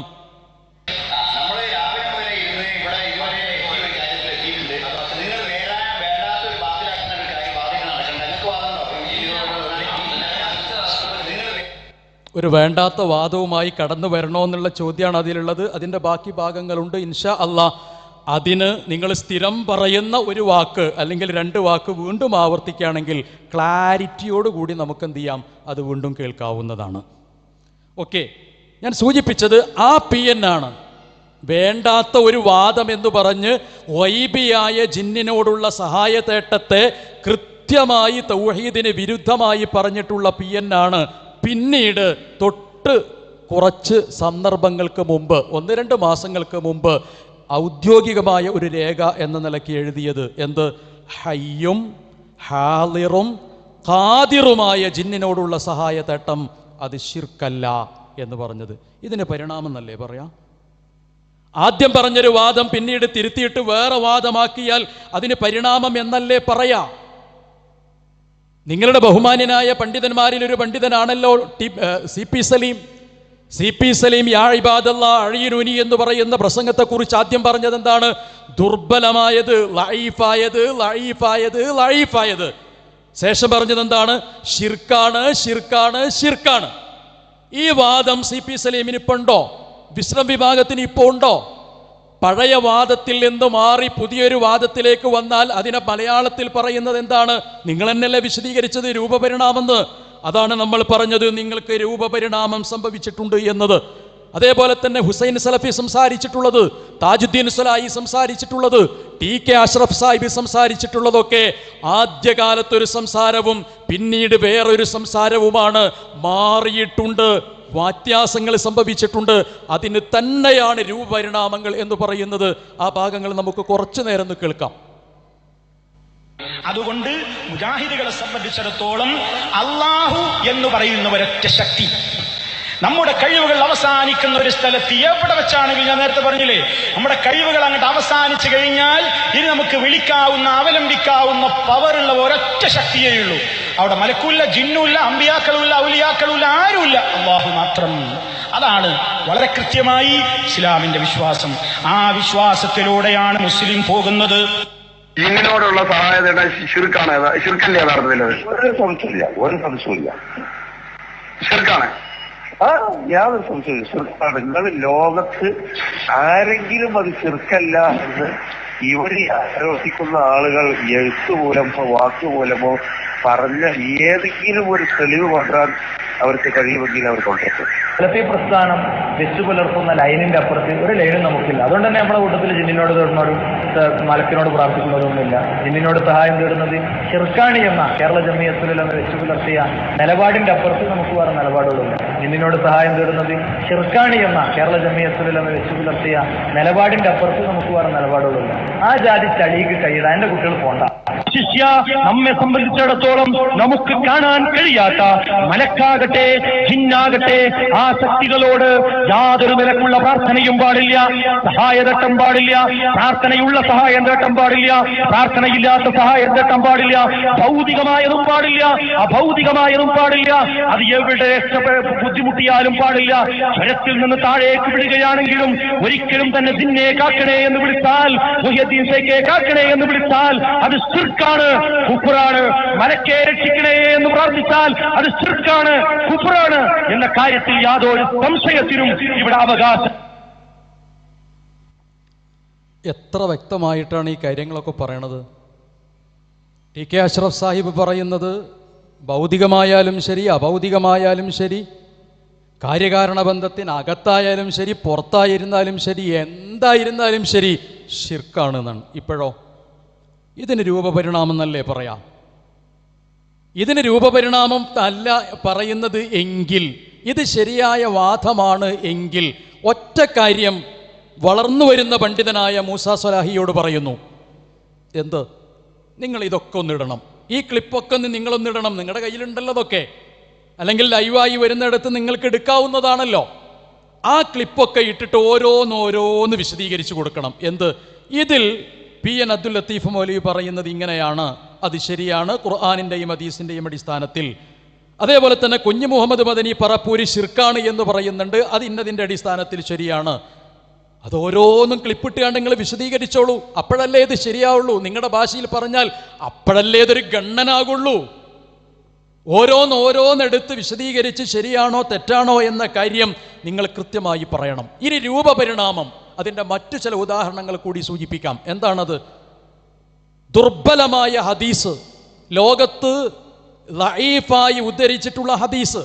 ആ ലഈഫായി ഉദ്ധരിച്ചിട്ടുള്ള ഹദീസിൽ ഒരു ഹദീസാണ് നബി സല്ലല്ലാഹു അലൈഹി വസല്ലമയ്ക്ക് സിഹ്റ് ബാധിച്ചു എന്ന് പറയുന്നത്. അതിൻ്റെ ചർച്ചകൾ ആവശ്യമെങ്കിൽ നമുക്ക് തുടരാവുന്നതാണ്. തദ്ലീസുമായി ബന്ധപ്പെടുത്തി പ്രസ്തുത ഹദീസിനെ വിശകലനം ചെയ്തിട്ടുള്ളത് ഏത് ഗ്രന്ഥത്തിലാണ് എന്ന് വളർന്നു വരുന്ന പണ്ഡിതനായ മൂസാ സ്വലാഹിക്കാരക്കറിയാലോ. അതുകൊണ്ട് നബി സല്ലല്ലാഹു അലൈഹി വസല്ലമയ്ക്ക് സിഹ്റ് ബാധിച്ചു എന്ന് പറയുന്ന ഹദീസിൽ ആ സിഹ്റിന്റെ അടിസ്ഥാനത്തിൽ എന്തു സംഭവിച്ചിട്ടുണ്ട് എന്ന കാര്യം ഓരോരോ ഘട്ടങ്ങളിലും ഓരോരോ കാര്യങ്ങളാണ് വിശദീകരിക്കുന്നത്. അങ്ങനെ സമയാസമയങ്ങളിൽ മാറി മാറി വരുന്നതിനെയാണ് രൂപപരിണാമങ്ങൾ എന്ന് പറയാം. ആ രൂപപരിണാമങ്ങളായിട്ടുള്ള കാര്യങ്ങളെ ഓരോന്നോരോന്ന് നമുക്ക് വിശകലനം ചെയ്യാം. ഒന്ന്, കുഞ്ഞു മുഹമ്മദ് മദനി പറപ്പൂർ, ബഹുമാന്യ പണ്ഡിതനായ കുഞ്ഞു മുഹമ്മദ് മദനി പറപ്പൂർ. ഈ ഭാഗം പിന്നീടൊരു സമയത്ത് ഇൻഷാ അല്ലാഹ് ചില കാര്യങ്ങൾ ആ വിഷയത്തിൽ വിശദീകരിക്കാനുണ്ട്. കുഞ്ഞു മുഹമ്മദ് മദനി പറപ്പൂര് പറയുന്നത് നബി സല്ലല്ലാഹു അലൈഹി വസല്ലമയ്ക്ക് സിഹ്റ് ബാധിച്ചു. ആ ഹദീസ് ലഈഫാണ്, ദുർബലമാണ്, പ്രവാചകന് സിഹ്റ് ബാധിച്ചിട്ടില്ല എന്ന വിശ്വാസം തന്നെയാണ് ഞങ്ങൾക്കുള്ളത്. അതിന് കൃത്യമായ തെളിവ് ഞങ്ങളുടെ കയ്യിലുണ്ട്. ആ വാദം ബഹുമാന്യനായിട്ടുള്ള കുഞ്ഞു മുഹമ്മദ് മദനി പറപ്പൂർ അദ്ദേഹം വിശദീകരിക്കുന്നത് എങ്ങനെയാണ് എന്ന് കേട്ടുനോക്കൂ. ഒരു ദർവാനിലാണെന്ന് പറഞ്ഞു. നബി സല്ലല്ലാഹു അലൈഹി വസല്ലം സഹാബികളോട് ഇങ്ങനെ എനിക്ക് ഞാൻ ഉറങ്ങുമ്പോൾ ഒരു സ്വപ്നം പോലെ കണ്ടു. നബിമാരുടെ സ്വപ്നം സത്യമാണ്, അള്ളാഹു അറിയിച്ചു കൊടുത്തതാണ്. അങ്ങനെ ആ സ്വപ്നം പോലെ കണ്ടിട്ടുണ്ട്, നിങ്ങൾ ദർവാൻ കിണറ്റിൽ പോയി നോക്കി എന്ന് പറഞ്ഞു. അവർ പോയി നോക്കിയപ്പോൾ എന്തോ ചില അധികമായ വസ്തുക്കൾ, അതിൽ കാണാൻ പാടില്ലാത്ത വസ്തുക്കൾ കണ്ടു. അതിനെ പുറത്തെടുത്തു. എന്ത് ചെയ്യണമെന്ന് സഹാബിമാർ ചോദിച്ചപ്പോൾ അത് കുഴിച്ചിട്ടാൽ കുഴപ്പമൊന്നുമില്ല, എനിക്കെല്ലാം സുഖമായിട്ടുണ്ട്. അവർ കുറഞ്ഞ നേരത്തേക്ക് ചെറിയൊരു മാനസിക വിഭ്രാന്തി ഉണ്ടായി. ഭാര്യൻ്റെ അടുത്തേക്ക് പോയോ ഇല്ലേ ആ ഒരു വിഭ്രാന്തി ഉണ്ടായി. എന്താണ് ഉണ്ടായത്? ഭാര്യൻ്റെ അടുത്തേക്ക് പോയോ ഇല്ലയോ എന്നൊരു സംശയം ഉണ്ടായി എന്നാണ്. കൃത്യമായിട്ട് മനസ്സിലാക്കണേ. കുഞ്ഞു മുഹമ്മദ് മദനി പറപ്പൂർ അവർകൾ പറയുന്നത് ഭാര്യൻ്റെ അടുക്കലേക്ക് പോയോ ഇല്ലയോ എന്നൊരു സംശയം ഉണ്ടായി. ഒരു വളരെ പ്രയാസകരമല്ലാത്ത തരത്തിലുള്ളൊരു വിശദീകരണം മാത്രമാണ് അവിടെ ഉണ്ടാകുന്നത്. കഴിഞ്ഞ പ്രസംഗങ്ങളിൽ ഈ വിഷയം പറഞ്ഞതുകൊണ്ട് ആ ഭാഗം ദീർഘമായി വിശദീകരിക്കുന്നില്ല. പക്ഷെ ഒരു കാര്യം, ബഹുമാനനായ പറപ്പൂർ കുഞ്ഞു മുഹമ്മദ് മദനിയുമായി ബന്ധപ്പെട്ട് നമ്മൾ സംസാരിച്ചിരുന്നു. ആ സംസാരം എന്ന് വളർന്നു വരുന്ന പണ്ഡിതൻ ഇവിടെ പറഞ്ഞിട്ടില്ല. എന്താണ് പറയാത്തത്? കുഞ്ഞു മുഹമ്മദ് മദനി പറപ്പൂരിൻ്റെ കൂടെ സംഘടനാപരമായി MSMലും ISMലും ഒക്കെ പ്രവർത്തിച്ചിട്ടുള്ള വ്യക്തികളിൽ വളരെ വിനയനായ ഒരു മനുഷ്യനാണ് ഞാൻ. TK അഷ്റഫ് സാഹിബിനെ പോലെ തന്നെ നമ്മളും അതിൽ പങ്കെടുത്തിട്ടുള്ളതാണ്. അത്തരം ഘട്ടങ്ങളിലൊന്നും പറപ്പൂർ മൗലവി ഈ വിഷയത്തിലുള്ള വിഷയങ്ങൾ ഇങ്ങനെ വിശദീകരിക്കാറില്ല. അദ്ദേഹത്തിൻ്റെ ആദ്യകാല രചനകളിലും കാണാൻ കഴിയുന്നില്ല.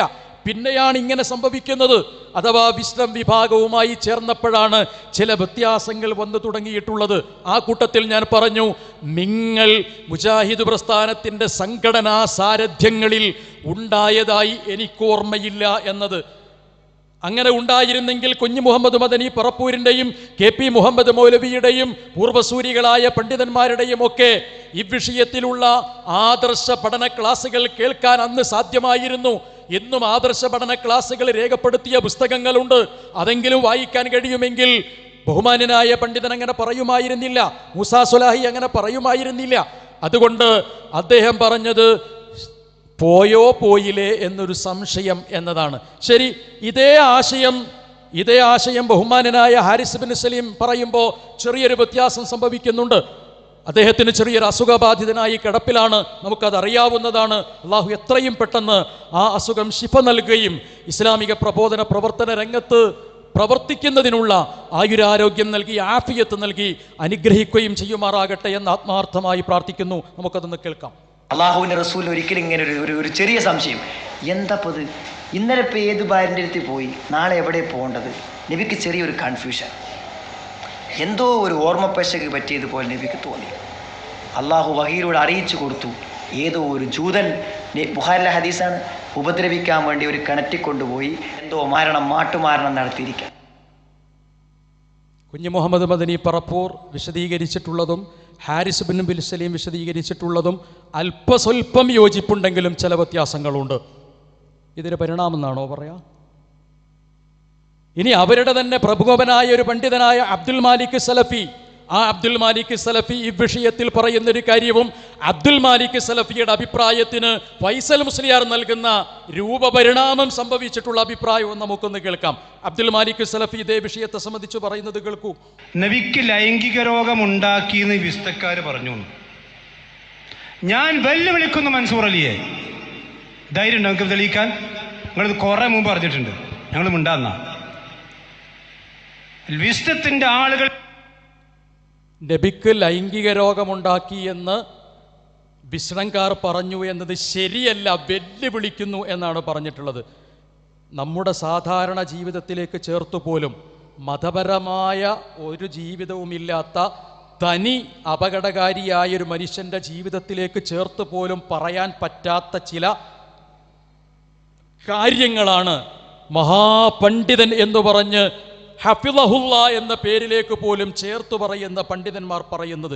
ഇതിവിടെ പറയുന്നത് കളവാണ്, നുണയാണ് എന്ന് ഇങ്ങനെ വലിയ വായയിൽ വളർന്നു വരുന്ന പണ്ഡിതന്മാർ വിശദീകരിക്കുമ്പോൾ ഇത് കാണിക്കുകയല്ലാതെ നിർവാഹമില്ലാത്തത് കൊണ്ടാണ് സൂചിപ്പിക്കുന്നത്. അതുകൊണ്ട് അബ്ദുൽ മാലിക് സലഫി വെല്ലുവിളിക്കുന്നത് ആരെയാണ്? മൻസൂർ അലി ചെമ്മാടിനെയല്ല. ആരെയാണ് വെല്ലുവിളിക്കുന്നത്? വിസ്ഡത്തിന് അങ്ങനെ ഒരു വാദമില്ല എന്നാണ്. ശരി, ആ വാദം നിങ്ങൾക്ക് രൂപപരിണാമം ഉണ്ടായിട്ടുണ്ട്. ഒരാൾ പറയുന്ന വാദമല്ല മറ്റൊരാൾ പറയുന്നത്, വ്യത്യാസങ്ങളുണ്ട്. മാലിക് സലഫിയുടെ പ്രസംഗത്തിന്റെ ബാക്കി ഭാഗം നമുക്ക് കേൾക്കാം. എവിടെയാണ് പ്രസംഗിച്ചത്? പച്ച നുണ പറഞ്ഞു പോടെ. ഇതൊക്കെ ചിന്തിച്ചോളി മർക്കസ് ദേവക്കാര്. വിസടത്തിന് അങ്ങനെ ഒരു വാദമില്ല, പച്ച നുണ പറഞ്ഞു പോവുകയാണ് എന്നതാണ്. ഉസ്താദും അങ്ങനെ തന്നെയാണ് പറയണത്, പച്ച നുണ പറഞ്ഞു പോവാണ് എന്നതാണ് ഇവിടെ സൂചിപ്പിക്കുന്ന കാര്യം. ശരി, ഇനി നമുക്ക് വിസടത്തിന് ഇങ്ങനെയൊരു വാദമില്ല എന്നും പച്ച നുണയാണ് എന്ന് പറയുന്നു. ആ പച്ച നുണയാണ് എന്ന് പറയുന്നത് ആരെക്കുറിച്ചാണ്? നമ്മളിലേക്ക് ചേർത്തിട്ടാണ് ഇത് പറഞ്ഞത്? അല്ല, നിങ്ങൾ വെല്ലുവിളിച്ചത് ഫൈസൽ മുസ്ലിയാരെയാണ്. നിങ്ങളുടെ വാദത്തിൽ നിന്ന് ഇതിനല്ലാത്ത രൂപപരിണാമം സംഭവിച്ച വേറൊരു വാദമാണ് ഫൈസൽ മുസ്ലിയാർ സമർത്ഥിക്കുന്നത്. അത് നിങ്ങൾ കേട്ടോളൂ. അങ്ങനെ യഹൂദികൾ സിഹിർ ചെയ്തു.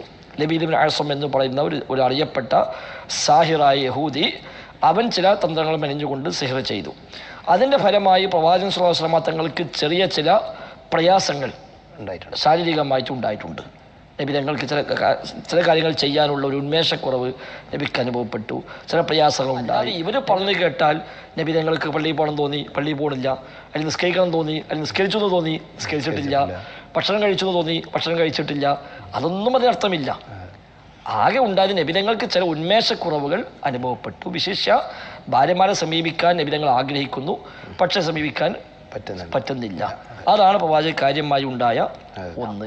പ്രവാചകൻ ഒരു കാര്യം ചെയ്യും, അത് ചെയ്യണം തോന്നുന്നു, ചെയ്തു തോന്നുന്നു, ചെയ്തിട്ടില്ലൊക്കെ പറഞ്ഞല്ലോ, അത് ഏതെങ്കിലും കാര്യമല്ല.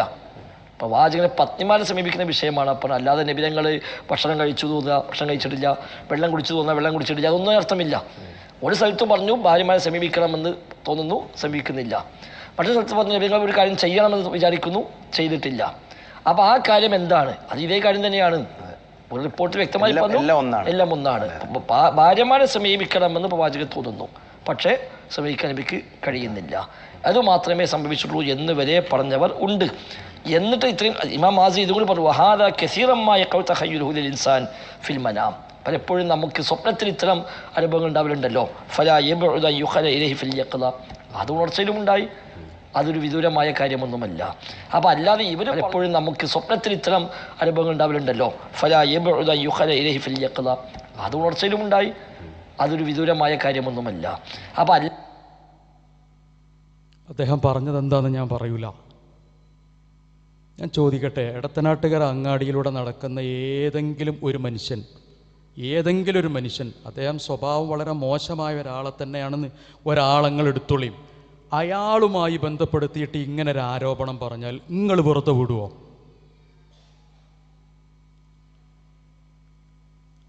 നിങ്ങളമ്മാനെയും പാപ്പാനെയും പറഞ്ഞാൽ നിങ്ങൾ വെറുതെ വിടുവോ? നിങ്ങളെ കൂട്ടത്തിലുള്ള ഏതെങ്കിലും ഒരു മകനെയോ മകളിലേക്കോ ചേർത്തിട്ട് അദ്ദേഹത്തിന് ഇങ്ങനൊരു കുഴപ്പമുണ്ട് എന്ന് പറഞ്ഞാൽ വെറുതെ വിടുമോ? ശാരീരികമായി ചില പ്രയാസങ്ങളുണ്ട്, പക്ഷെ വൈകാരികമായി പോകുന്നു. മുത്തു റസൂലിന്റെ പേരിൽ ഇജ്ജാതി തോന്നിവാസരങ്ങൾ പറയുമ്പോ വൈകാരികമായി പ്രതികരിക്കേണ്ടി വന്നു പോകുന്നു. നിങ്ങൾ വെറുതെ വിടുവോ അയാളെ? അങ്ങാടിയിലൂടെ നടന്ന് നിങ്ങളുടെ മകനെ പറ്റി ഇങ്ങനൊരു കേസ് പറഞ്ഞാൽ നിങ്ങൾ വെറുതെ വിടുവോ? ഇല്ലേ? പറയണം. എന്റെ ശബ്ദം ശ്രവിക്കുന്ന ലോകത്തുള്ള മലയാളം കേൾക്കുന്ന ആളുകൾ പറയണം. നമ്മുടെ കുടുംബത്തിലുള്ള ഏതെങ്കിലും ഒരു വ്യക്തിയെക്കുറിച്ച് അദ്ദേഹത്തിന്റെ ജീവിതത്തിൽ ഇത്തരമൊരു തിക്താനുഭവമുണ്ട് എന്നത് മൈക്ക് കെട്ടി പറഞ്ഞാൽ, ക്ലിപ്പിട്ട് പറഞ്ഞാൽ, എപ്പിസോഡ് നടത്തി പറഞ്ഞാൽ, വ്യാഴാഴ്ച നടക്കുന്ന ശീതീകരിച്ച മുറികളിൽ നിന്ന് ഇജ്ജാതി വർത്തമാനങ്ങൾ പറഞ്ഞാൽ നിങ്ങൾ അയാളെ വെറുതെ വിടുവോ? മുത്തു റസൂലിന്റെ പേരിലാണ് ഇജ്ജാതി കച്ച് കെട്ടിയ കളവുകൾ പറഞ്ഞുകൊണ്ടിരിക്കുന്നത്. നിങ്ങൾ തെളിയിക്കുമെങ്കിൽ ഏതു പ്രമാണത്തിന്റെ അടിസ്ഥാനത്തിലാണ് റസൂലുള്ളാഹി സ്വല്ലല്ലാഹു അലൈഹി വസല്ലമയ്ക്ക് ഉന്മേഷക്കുറവുണ്ടായി എന്ന് ഫൈസൽ മുസ്ലിയാർ പറയുന്നത്? പ്രമാണം പറയണം. കാരാ മൂസ സ്വലാഹി ഇവിടെ വന്ന് പറയുന്നുണ്ടല്ലോ, അത് കളവാണ്, നുണയാണ് എന്നത്. അത് കളവും നുണയുമല്ലെങ്കിൽ, ഫൈസൽ മുസ്ലിയാർ പറയുന്നത് കളവും നുണയുമല്ല എങ്കിൽ അങ്ങനെയൊരു സംഭവത്തിന് പ്രമാണം പറയണം. എന്താണ് പ്രമാണം? ഒന്ന് ഖുർആൻ, രണ്ട് റസൂലുള്ളാഹി സ്വല്ലല്ലാഹു അലൈഹി വസല്ലമയുടെ തിരുചര്യ. അതാണ് പ്രമാണം. കാരണം ഫൈസൽ മുസ്ലിയാർ തന്നെ പറഞ്ഞിട്ടുണ്ട്, പണ്ഡിത വചനങ്ങൾ പ്രമാണമല്ല. ആ പണ്ഡിത വചനങ്ങൾ പ്രമാണമല്ല എന്ന് പറഞ്ഞ ഫൈസൽ മുസ്ലിയാരുടെ ഇത്തരത്തിലുള്ള അറുവഷളൻ കഥകൾക്ക് പ്രമാണം പറയേണ്ടത് ഖുർആനിൽ നിന്നും സുന്നത്തിൽ നിന്നും തന്നെയായിരിക്കണം. നിങ്ങളത് പറയണം. ഇതിന് രൂപപരിണാമം എന്നല്ലേ പറയാ? ആദ്യം പറഞ്ഞല്ലോ നിങ്ങളുടെ സംസ്ഥാന വൈസ് പ്രസിഡന്റ്, ആ സംസ്ഥാന വൈസ് പ്രസിഡന്റും പിന്നീട് സ്ഥാപനത്തിന്റെ പ്രധാനപ്പെട്ട ഡയറക്ടറോ മുഖ്യശില്പിയോ ആയിട്ടുള്ള ഒരാളും തമ്മിലുള്ള വർത്തമാനത്തിൽ പരിണാമമുണ്ടോ ഇല്ലേ? ഇത് വിശദീകരിക്കണം. അപ്പോഴേത് മറുപടിയാകുള്ളൂ. അത് അവിടെ ഇങ്ങനെയായി എന്ന് പറഞ്ഞ് കോട്ടിമാട്ടിയിട്ട് കാര്യമില്ല. ഒന്നുകൂടി തെളിവിന് കേട്ടോളൂ. നിങ്ങൾ ഒരേ സ്ഥലത്ത് ഫൈസൽ മുസ്ലിയാർ തന്നെ രണ്ട് വാദം പറയുന്നു, രണ്ട് അഭിപ്രായങ്ങൾ പറയുന്നു. അതിനാണ് രൂപപരിണാമങ്ങൾ എന്ന് പറയുക. നിങ്ങൾക്കത് കേൾക്കാം. ഏപ്രിൽ മാസത്തിൽ ഇസ്ലാഹി മാസിക, അതിന്റെ 42-ാമത്തെ പേജ്. രാത്രിയുടെ ഇരുളിൽ തപ്പിത്തളഞ്ഞ് നീങ്ങുന്ന ഒരാൾ തന്റെ തൊട്ടടുത്ത് നിന്ന് ശബ്ദം കേൾക്കുന്നു. ആളെ കാണുന്നില്ല. തന്റെ മുമ്പിലുള്ള ഈ ശബ്ദത്തിന്റെ ഉടമ ജിന്നായിരിക്കാം എന്ന വിശ്വാസത്തിൽ എന്നെ ഒന്ന് സഹായിക്കാമോ, ഒരു വെളിച്ചം തരാമോ എന്ന് ആവശ്യപ്പെട്ടാൽ അത് അഭൗതികമോ കാര്യകാല ബന്ധത്തിന് അപ്പുറമുള്ളതോ അല്ലെങ്കിൽ സൃഷ്ടികളുടെ കഴിവിൽ പെടാത്തത് തേടുകയല്ല. ആ സഹായാർത്ഥന ശിർക്കുമല്ല. യാ ഇബാദല്ലാ അഴീനുനി എന്ന് പറയുന്ന ഹദീസുമായി ബന്ധപ്പെടുത്തിയ പരാമർശമാണ് മൂപ്പര് പറഞ്ഞത് അല്ലേ? ജിന്നുമായി ബന്ധപ്പെടുന്ന ഏതെങ്കിലും ഒരു തരത്തിൽ സഹായാഭ്യർത്ഥന നടത്തിയാൽ അത് ശിർക്കുമല്ല എന്ന വാദം. ശരി, ജിന്നുമായി ബന്ധപ്പെടുത്തി മനുഷ്യൻ നടത്തുന്ന ഒരു വിഷയമാണല്ലോ ഈ പറയണത്. അതിൻ്റെ ശരി തെറ്റുകൾ ധാരാളമായി വിശദീകരിച്ചിട്ടുള്ളതാണ്. ജിന്നുമായി മനുഷ്യൻ നടത്തുന്ന ഒരു ബന്ധവുമായി ഒരു കാര്യമാണ് ഇവിടെ ഇദ്ദേഹം വിശദീകരിച്ചിട്ടുള്ളത് അല്ലേ? ആണ്. ആ കാര്യം അതേ മനുഷ്യൻ തന്നെ ഇപ്പുറത്ത് പറയുന്നത് മനുഷ്യനും ജിന്നും തമ്മിൽ ബന്ധപ്പെടുന്ന ഒരു കാര്യമില്ല എന്നുള്ളതാണ്. അതും കേട്ടോളി. ജിന്നുമായി ബന്ധപ്പെട്ട് നമുക്ക് ഇടപഴകാൻ ഒരവസരവും ഇല്ല. അത് എവിടെയുമില്ല. ജീവിതത്തിൽ ഒരു രംഗത്തും ജിന്നുകളുമായി ഇടപഴകാനോ അവരുമായി ബന്ധപ്പെടാനോ അവരുമായി ഏതെങ്കിലും നിലക്കുള്ള ഇടപാടുകൾ നടത്തുവാനോ സഹായങ്ങൾ ചോദിക്കുവാനോ പ്രാർത്ഥിക്കുവാനോ ഒന്നും എവിടെയും ഒരു ചാൻസ് നമുക്ക് നിശ്ചയിച്ചു തന്നിട്ടില്ല. നിങ്ങൾ മലയാളം തന്നെയല്ലേ കേൾക്കണേ? ഇതിന് പരിണാമം എന്നല്ലേ പറയാ? ഇതിന് മാറ്റം എന്നല്ലേ പറയാ? ജിന്നുമായി ബന്ധപ്പെട്ട് മനുഷ്യൻ നടത്തുന്ന സഹായാഭ്യർത്ഥന ശിർക്കല്ല എന്ന് പറഞ്ഞ അതേ മനുഷ്യൻ ജബ്ബാർ മൗലവിയുടെ അഭിപ്രായത്തെ കോട്ട് ചെയ്തുകൊണ്ടുള്ള പുസ്തകത്തെ വിശദീകരിച്ചു കൊണ്ട് പറഞ്ഞ അതേ ഫൈസൽ മുസ്ലിയാർ പരപ്പനങ്ങാടിയിലെത്തിയപ്പോൾ ഒരു തവണ പറയുന്നു മനുഷ്യനുമായി ബന്ധപ്പെടുന്ന ഒരു തരത്തിലുള്ള കണക്ഷനും ജിന്നുമായി ബന്ധപ്പെട്ട് ഇല്ല എന്നത്. ഇതിന് മാറ്റം എന്നും രൂപപരിണാമം എന്നുമാണ് പറയുന്നത്, ആശയപരിണാമം എന്നുമാണ് പറയുന്നത്. അതാണ് ഇവിടെ വിശദീകരിച്ചിട്ടുള്ളത്.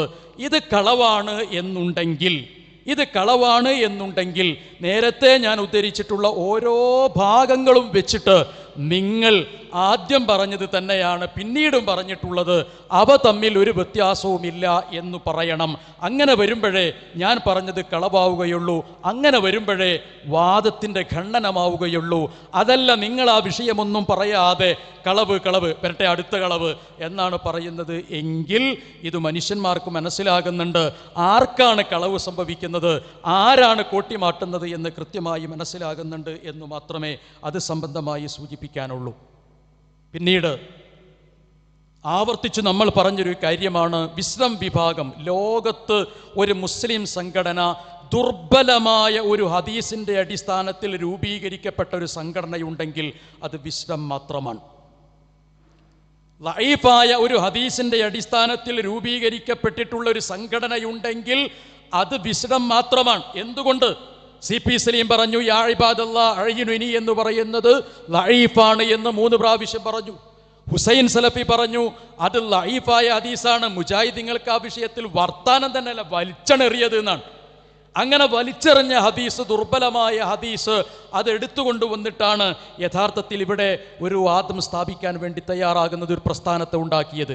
അതുകൊണ്ട് നമ്മൾ പറഞ്ഞു വിസ്ഡം വിഭാഗത്തിൻ്റെ അടിത്തറ, അതിൻ്റെ ഫൗണ്ടേഷൻ ദുർബലമായ ഒരു വാദം, ദുർബലമായ ഒരു ഹദീസിൻ്റെ അടിസ്ഥാനത്തിലാണ് രൂപീകരിക്കപ്പെട്ടിട്ടുള്ളത് എന്ന കാര്യം. ഇത് പറഞ്ഞപ്പോൾ ബഹുമാനനായ കാര മൂസ സ്വലാഹിയുടെ ഭാഷയിൽ പറഞ്ഞാൽ മൂപ്പർക്ക് അല്പം പൊള്ളി. എൻ്റെ ഭാഷയല്ല, മൂപ്പര ഭാഷയാണ്. മൂപ്പർക്ക് അല്പം പൊള്ളി. എന്നിട്ട് മൂപ്പര് ആ വിഷയത്തെ സംബന്ധിച്ചിടത്തോളം പറയുന്ന കാര്യം ഒന്ന് കേട്ടു നോക്കൂ. ഇതൊക്കെ നിർത്തിക്കൂടെ നിങ്ങൾക്ക് ഈ കളവ് പറച്ചില്? ശരി, അടുത്ത വേറ്റം കേട്ടു. ദുർബലമായ ഹദീസിന്റെ അടിസ്ഥാനത്തിൽ മുജാഹിദ് പ്രസ്ഥാനത്തിൽ ആദ്യമായി, ലോകത്താദ്യമായി ഖുർആനിനെയും സുന്നത്തിനെയും പ്രബോധനം ചെയ്യാൻ വേണ്ടി രൂപീകരിക്കപ്പെട്ടിട്ടുള്ള ഒരു സംഘടന അതുണ്ടെങ്കിൽ അത് വിശ്വം മാത്രമാണ്. അത് നിങ്ങളെ പൂതിയാണ്, അത് മനസ്സിൽ വെച്ചോളി. മനസ്സിലായില്ലേ? നിങ്ങളിങ്ങനെ സ്വപ്നത്തിൽ കാണുക, അതിങ്ങനെ മൈക്കിലൂടെ വിളിച്ചു പറയാ, അടുത്ത വമ്പിച്ച നോണ. എന്താ പറഞ്ഞ്? ദുർബലമായൊരു ഹദീസിന്റെ അടിസ്ഥാനത്തിൽ രൂപീകരിക്കപ്പെട്ടു എന്ന് പറയുന്നത് നിങ്ങളെ പൂതിയാണ്. അത് നിങ്ങളിങ്ങനെ സ്വപ്നം കാണുക, അത് ഇങ്ങനെ പറയാ എന്നാണ്. ദുർബലമായ ഹദീസിന്റെ അടിസ്ഥാനത്തിലാണോ അല്ലയോ എന്ന കാര്യം ബഹുമാന്യനായ മൂസാ സ്വലാഹി കാര തന്നെ പറയുന്നുണ്ട്. അദ്ദേഹത്തിന്റെ നാവ് കൊണ്ട് തന്നെ ആ കാര്യം പറയുന്നുണ്ട്. നിങ്ങളത് കേട്ടോളി. എന്താ കൂട്ടരെ ഇതൊക്കെ? എത്ര വേദികളിൽ, എത്ര മുഖാമുഖങ്ങളിൽ, എത്ര ലേഖനങ്ങളിൽ. ഇനി എന്താ ഞങ്ങൾ ചെയ്യേണ്ടത്? അത് പറയും. എന്താ ഞങ്ങൾ ചെയ്യേണ്ടത്? 2007 മുതൽ പൈശാചികമായി നിങ്ങൾ മെനഞ്ഞുണ്ടാക്കിയ കള്ളത്തരങ്ങൾക്ക് മറുപടി പറഞ്ഞോടുകയല്ലേ ഞങ്ങൾ? എന്താ ഞങ്ങൾ ചെയ്യേണ്ടത്? നിങ്ങൾ പറയണതിനനുസരിച്ചൊക്കെ ഞങ്ങൾ മറുപടി പറഞ്ഞു ഓടല്ലേ? അങ്ങനെ ഓടിപ്പോകല്ലേ? നിങ്ങൾ വരി, നമുക്കിരുന്ന് ചർച്ച ചെയ്യാം ഈ വിഷയം. പെട്ടെന്ന് ഓടിപ്പോകണ്ട. ഈ വിഷയം ദുർബലമായ ഹദീസിന്റെ അടിസ്ഥാനത്തിലാണോ സംഘടന കെട്ടിപ്പടുത്തിട്ടുള്ളത്? നിങ്ങളുടെ അടിത്തറ യാ ഇബാദല്ലാ അഴീനുനി എന്ന് പറയുന്നതാണ് എന്ന് എല്ലാവർക്കും അറിയാം. അതിൻ്റെ പേരിലാണല്ലോ നിങ്ങൾ ഇത്രയധികം സംസാരിച്ചു കൊണ്ടിരിക്കുന്നത്. ശരി, ആ സംസാരത്തിൻ്റെ മറുപടി ഞാൻ പറയുന്നതല്ല, നിങ്ങൾ തന്നെയാണ് പറയുന്നത്. അത് ദുർബലമാണ് എന്ന കാര്യം. നിങ്ങൾക്ക് പൂതി തീർന്നില്ല അല്ലേ? യാ ഇബാദല്ലാ എന്ന ദുർബല ഹദീസിനെ കുറിച്ച് പഴയ കാലം മുതൽ ഇങ്ങോട്ട് നടത്തിയ ചർച്ചകളല്ലാതെ എന്താ ഞങ്ങൾ ചെയ്തത്? നിങ്ങൾ പറയും. പറഞ്ഞേ, യാ ഇബാദല്ലാ എന്ന് പറയുന്ന ദുർബലമായ ഹദീസുമായി ബന്ധപ്പെടുത്തിയിട്ട് ഇക്കാലം അത്രയും ഞങ്ങളിത് പറഞ്ഞു എന്നല്ലാതെ പിന്നെ എന്താ ഞങ്ങൾ ചെയ്തത് എന്നാണ്. ഞങ്ങളും അതെന്നെ പറഞ്ഞതുള്ളൂ, ഞങ്ങളും അതെന്നെ പറഞ്ഞിട്ടുള്ളൂ. അതിനെന്തിനാണ് വളർന്നു വരുന്ന പണ്ഡിതനായ മൂസാ സ്വലാഹി കാര നിങ്ങൾ പച്ചനുണയാണ്, കളവാണെന്ന് പറയണത്? ഞങ്ങൾ ജാബിറമാനിന്റെ ശബ്ദത്തിലേ പറയുള്ളൂ, നിങ്ങൾ നിങ്ങളുടെ ശബ്ദത്തിലേ പറയുള്ളൂ. പക്ഷെ മലയാള ഭാഷയിൽ ദുർബലമായ എന്ന പദം ഞാനും നിങ്ങളും ഒരേപോലെയാണ് ഉപയോഗിച്ചത്, അല്ലേ? ഒരേപോലെയാണ് ഉപയോഗിച്ചത്. എന്നിട്ട് പറഞ്ഞു 2011 മുതൽ ഞങ്ങളിതിങ്ങനെ പറഞ്ഞു നടക്കാണ്. അതല്ലാതെ ഞങ്ങൾ എന്താ ചെയ്തത് എന്നാണ്. അത്രയേ ഞങ്ങൾ പറഞ്ഞിട്ടുള്ളൂ. നിങ്ങൾ അതേ ചെയ്തിട്ടുള്ളൂ. നിങ്ങൾ ആ വാദമേ ചെയ്തിട്ടുള്ളൂ. ദുർബലമായൊരു ഹദീസിന്റെ അടിസ്ഥാനത്തിൽ കൃത്യമായ രീതിയിൽ ഒരു കാര്യം നിങ്ങൾ ഉണ്ടാക്കി. എന്നിട്ടോ നിങ്ങളത് ദുർബലമായ ഹദീസാണ് എന്നൊന്ന് വിളിച്ചു പറയുന്നാൽ, ഈ പറഞ്ഞതുപോലെ തന്നെ യാ ഇബാദല്ലാ അഴീനുനി എന്ന് പറയുന്ന കാര്യം, ജിന്നിനോടുള്ള സഹായതേട്ടം, അത് ശിർക്ക്, വസീലത്തു ശിർക്ക്, ഹറാമ് എന്നല്ലേ നിങ്ങളുടെ വാദം? ശരി കൂട്ടരെ, ശിർക്കായൊരു കാര്യം, വസീലത്തു ശിർക്കായൊരു കാര്യം, ഹറാമായൊരു കാര്യം, ഈ മൂന്നെണ്ണമായിരുന്നാലും പരലോകത്ത് സ്വർഗത്തുക്കോ നരകത്തുക്കോ ഇത് പറയും. ഇതെന്റെ ചോദ്യമാണ്. ഇതിന് മറുപടി പറയണം മൂസാ സ്വലാഹിക്കാര. ഒന്നുകിൽ അത് ശിർക്കാണ്, അല്ലെങ്കിൽ അത് വസീലത്തു ശിർക്കാണ്, അല്ലെങ്കിൽ അതോ ഹറാമാണ്. ഈ മൂന്ന് കാര്യം ഒരാളിൽ സംഭവിച്ചാൽ, ദുർബലമായ ഹദീസിന്റെ അടിസ്ഥാനത്തിലാണ് കാര്യമൊക്കെ, അത് എടുക്കാൻ തന്നെ അല്ല ഹുസൈൻ സൽഫി പറഞ്ഞ പോലെ. പക്ഷെ നിങ്ങളത് കൊണ്ടു നടക്കുന്നുണ്ടെങ്കിൽ നിങ്ങളുടെ വാദം ശിർക്കോ വസീലത്തു ശിർക്കോ ഹറാമോ ആണ്. ഈ മൂന്ന് കാര്യങ്ങൾ ഒരാളുടെ ജീവിതത്തിൽ സംഭവിച്ചാൽ അയാൾ സ്വർഗത്തുക്കോ നരകത്തുക്കോ പറയും. അയാൾ സ്വർഗത്തുക്കോ നരകത്തുക്കോ? അത് പറഞ്ഞതിന് ശേഷം നമുക്ക് തീരുമാനിക്കാം. അയാൾ സ്വർഗത്തിലേക്കാണ് എങ്കിൽ നിങ്ങളുടെ പാത, നിങ്ങളുടെ പ്രസ്ഥാനം ക്ലിയർ. അത് സ്വർഗത്തിലേക്കാണ് എന്ന് പറയേണ്ടത് ആരാണ്? ഖുർആനും പ്രവാചകന്റെ തിരിച്ചറിയുമാണ്. ഹറാം ചെയ്തു കഴിഞ്ഞാൽ അയാൾ പോകുന്നത് സ്വർഗത്തിലേക്കാണെന്ന് ഖുർആനിലും ഹദീസിലും തെളിയിക്കണം. ശിർക്ക് ചെയ്തു കഴിഞ്ഞാൽ അയാൾ സ്വർഗത്തിലേക്കാണ് പോവുക എന്നത് ഖുർആനിൽ നിന്നും ഹദീസിൽ നിന്നും തെളിയിക്കണം. വസീലത്തു ശിർക്ക് സംഭവിച്ചാൽ അയാളിൽ സംഭവിക്കാനുള്ളത് ഏറ്റവും പുണ്യകരമായൊരു ത്വയ്യിബാത്തോ ഹസനാത്തോ ആയ ഒരു കാര്യമാണ് എന്ന് ഖുർആൻ കൊണ്ടും ഹദീസ് കൊണ്ടും നിങ്ങൾ പറയണം. അതാണ് പ്രമാണം. ആ പ്രമാണം പറഞ്ഞാൽ ഇയാൾ ചെയ്യുന്നത്, നിങ്ങൾ ഇത്രയും 2000-ഓളം കാലം മറുപടി പറഞ്ഞിട്ടും അല്ലാതെയുമൊക്കെ ഓടിയാലും ഓടാതെയും പറഞ്ഞാലും ശരി, ഇപ്രകാരമുള്ള ഒരു വിശ്വാസം ഒരാൾ സ്വീകരിച്ചാൽ അയാള് പരലോകത്ത് അയാൾക്ക് ബിർറ്, ഹസനാത്ത്, സിദ്ഖ് ഏതെങ്കിലും ഒന്നിൽ അയാൾ എണ്ണുമോ? അതല്ല. ഫമൻ യഅമൽ മിത്ഖാല ദർറത്തിൻ ഖൈറൻ യറയിലാണോ ഉൾപ്പെടുക, ഫമൻ യഅമൽ മിത്ഖാല ദർറത്തിൻ ശർറൻ യറയിലാണോ ഉൾപ്പെടുക? ഇത് പറയണം. യാ ഇബാദല്ലാഹ് അഈനുനി എന്ന് പറയുന്ന ദുർബല ഹദീസിന്റെ അടിസ്ഥാനത്തിലുള്ള വിശ്വാസവും കർമ്മവും പ്രചരണവും പ്രബോധനവും മറുപടിയും അത് സംഭവിച്ചു കഴിഞ്ഞാൽ ഫമൻ യഅമൽ മിത്ഖാല ദർറത്തിൻ ഖൈറൻ യറയിലാണോ, ഫമൻ യഅമൽ മിത്ഖാല ദർറത്തിൻ ശർറൻ യറയിലാണോ അത് ഉൾപ്പെടുക എന്ന് വ്യക്തമാക്കേണ്ടതുണ്ട്. അത് വ്യക്തമാക്കാത്തിടത്തോളം കാലം ഈ ഹദീസിന്റെ അടിസ്ഥാനത്തിലാണ് നിങ്ങൾ സംഘടന കെട്ടിപ്പടുത്ത് മുന്നോട്ട് പോകുന്നത് എന്ന് നിങ്ങളുടെ വാദത്തെ മുൻനിർത്തിക്കൊണ്ട് പറഞ്ഞാൽ ആ അഭിപ്രായം കേരളത്തിൽ സ്വീകരിക്കുന്നത് ഒരു പണ്ഡിതനാണ്. ആ പണ്ഡിതന്റെ അഭിപ്രായത്തിലേക്കാണ് നിങ്ങളുടെ വാദം കെട്ടുന്നത്. ആ പണ്ഡിതാഭിപ്രായ പ്രകാരമാണ് നിങ്ങൾ കേരളത്തിലെ മുസ്ലിം സമൂഹത്തെ കൊണ്ടുപോകുന്നത് എന്നതിൽ ഒരു തർക്കവുമില്ല. നിങ്ങൾക്ക് ആ ഭാഗം കേൾക്കാവുന്നതാണ്. ജിന്നിനെ വിളിച്ചാൽ ശിർക്കാവൂല, മനുഷ്യനെ വിളിച്ചാലേ ശിർക്കാവൂ. എന്താണ് കൂട്ടരെ നിങ്ങൾക്ക് പറ്റിയത്? ജിന്ന് അല്ലാഹുവിന്റെ മഖ്ലൂഖല്ലേ, അല്ലാഹുവിന്റെ സൃഷ്ടിയല്ലേ? എത്രയോ സഹീഹായ ഹദീസുകളിൽ വന്നിട്ടുണ്ട്, യാ ഇബാദല്ലാഹി അഈനൂനി, അല്ലാഹുവിന്റെ അടിമകളെ എന്നെ സഹായിക്കണമേ എന്ന് നിങ്ങൾ പറയണം. എവിടെ പറയണം? അല്ലാഹുവിന്റെ ഹബീബ് പറയുന്നു, നിങ്ങളൊരു യാത്ര പോകുമ്പോൾ വല്ല മരുഭൂമിയിലും എത്തി, അല്ലെങ്കിൽ അറിയപ്പെടാത്ത സ്ഥലത്തെത്തി, നിങ്ങൾക്ക് വഴി പിഴച്ചു പോയി, ആരെയും കാണുന്നില്ല, വലിയ മരുഭൂമിയിലാണ് നിങ്ങളുള്ളത്, ഒറ്റക്കുട്ടി. എന്നാൽ അവിടെ യാ ഇബാദല്ലാഹി അഈനൂനി, അല്ലാഹുവിന്റെ അടിമകളെ നിങ്ങൾ എന്നെ സഹായിക്കണമേ എന്ന് നിങ്ങൾ വിളിച്ചു പറഞ്ഞുകൊള്ളുക. എന്നാൽ തീർച്ചയായും നിങ്ങൾക്ക് സഹായിക്കാൻ അല്ലാഹുവിന്റെ അടിമകൾ അവിടെ എത്തും എന്ന് ഹബീബായ നബി സല്ലല്ലാഹു അലൈഹി വസല്ലം തങ്ങൾ പറഞ്ഞിരിക്കുന്നു. അവിടെ ജിന്ന് എന്നോ ഇൻസ് എന്നോ അല്ലാഹുവിന്റെ ഹബീബ് പറഞ്ഞിട്ടില്ല. ജിന്നിനെയും വിളിക്കാം, ഇൻസിനെയും വിളിക്കാം, അല്ലാഹുവിന്റെ അടിമകളെ വിളിക്കാം എന്നാണ് ഈ ഹദീസിൽ പറഞ്ഞത്. അദ്ദേഹം പറയുന്ന അഭിപ്രായമാണ് നിങ്ങളും പറഞ്ഞുകൊണ്ടിരിക്കുന്നത്. അതുകൊണ്ട് നിങ്ങൾക്ക് ഏറ്റവും നല്ലത് അദ്ദേഹത്തെ ഇമാമായി സ്വീകരിച്ചു പോകലാണ് എന്ന് വിനയത്തോടു കൂടി അഭിപ്രായപ്പെടുകയാണ്. മറ്റൊരു ഭാഗമായി ഇവിടെ സൂചിപ്പിക്കാനുള്ളത് പണ്ഡിത വചനങ്ങളോടുള്ള സമീപനമാണ്. പണ്ഡിത വചനങ്ങളോടുള്ള സമീപനം നമ്മൾ വളരെ കൃത്യമായി കഴിഞ്ഞ നമ്മുടെ പ്രസംഗത്തിൽ സൂചിപ്പിച്ചിരുന്നു. നിങ്ങളുടെ ആദരണീയ പണ്ഡിതനും ഹദീസ് പണ്ഡിതനുമായ അബൂബക്കർ സലഫിയുടെ സംസാരത്തിൽ ഏതെങ്കിലും തരത്തിലുള്ള അഭിപ്രായ വ്യത്യാസങ്ങൾ അഭിപ്രായ വ്യത്യാസങ്ങൾ ഉണ്ടായാൽ ഖുർആനിലേക്കും സുന്നത്തിലേക്കുമാണ് മടങ്ങേണ്ടത്, പണ്ഡിത വചനങ്ങളിലേക്കല്ല, ഹോജാക്കന്മാരുടെ വാക്കുകളിലേക്കല്ല, നേതാക്കന്മാരുടെ വാക്കുകളിലേക്കല്ല, ഖുർആനിലേക്കും സുന്നത്തിലേക്കുമാണ് വരേണ്ടത് എന്ന കാര്യം കൃത്യമായി പറഞ്ഞിരുന്നു. അത് ഹദീസിൻ്റെ ആയത്തിൻ്റെയും ഹദീസിൻ്റെയും അടിസ്ഥാനത്തിൽ വിശദീകരിച്ചിട്ടുള്ള കാര്യങ്ങൾ വളരെ വ്യക്തമായി സൂചിപ്പിക്കുകയും ചെയ്തിരുന്നു. പക്ഷെ അങ്ങനെ സൂചിപ്പിച്ചപ്പോൾ അദ്ദേഹവും അബൂബക്കർ സലഫിയും കാര മൂസ സലാഹിയും തമ്മിൽ രണ്ടെണ്ണമാണ് വൈരുദ്ധ്യം പറഞ്ഞു എന്ന് പറഞ്ഞിട്ട് നിങ്ങളെ പൂതി പറയാണ് എന്ന് പറഞ്ഞിട്ടാണ് അദ്ദേഹം ഇങ്ങനെ സംസാരിച്ചു പോകുന്നത്. നമുക്കിത്രയേ പറയാനുള്ളൂ. പണ്ഡിത വചനം എന്ന് പറയുന്നത് അഥവാ അഹ്ലുസുന്ന എന്ന് വിശദീകരിക്കുന്ന ഒന്ന്, ആ അഹ്ലുസുന്ന പണ്ഡിതന്മാർ ആരാണ്? നിങ്ങൾ പറയുന്ന അഹ്ലുസുന്നയിലെ പണ്ഡിതന്മാർ ആരാണ്? അത് പറയണം. ഒരു പണ്ഡിതനെ ഉദ്ധരിച്ചു കഴിഞ്ഞാൽ അയാൾ അഹ്ലുസുന്നയിൽ പെട്ടവനാലോ അല്ലയോ എന്ന് തീരുമാനിക്കുന്നത് എന്തിൻ്റെ അടിസ്ഥാനത്തിലാണ്? അത് പറയണം. സ്വന്തം വാദം അംഗീകരിക്കുന്ന ആളുകളെ മാത്രമാണോ അഹ്ലുസുന്നയിലെ പണ്ഡിതന്മാർ എന്ന് പറയാ?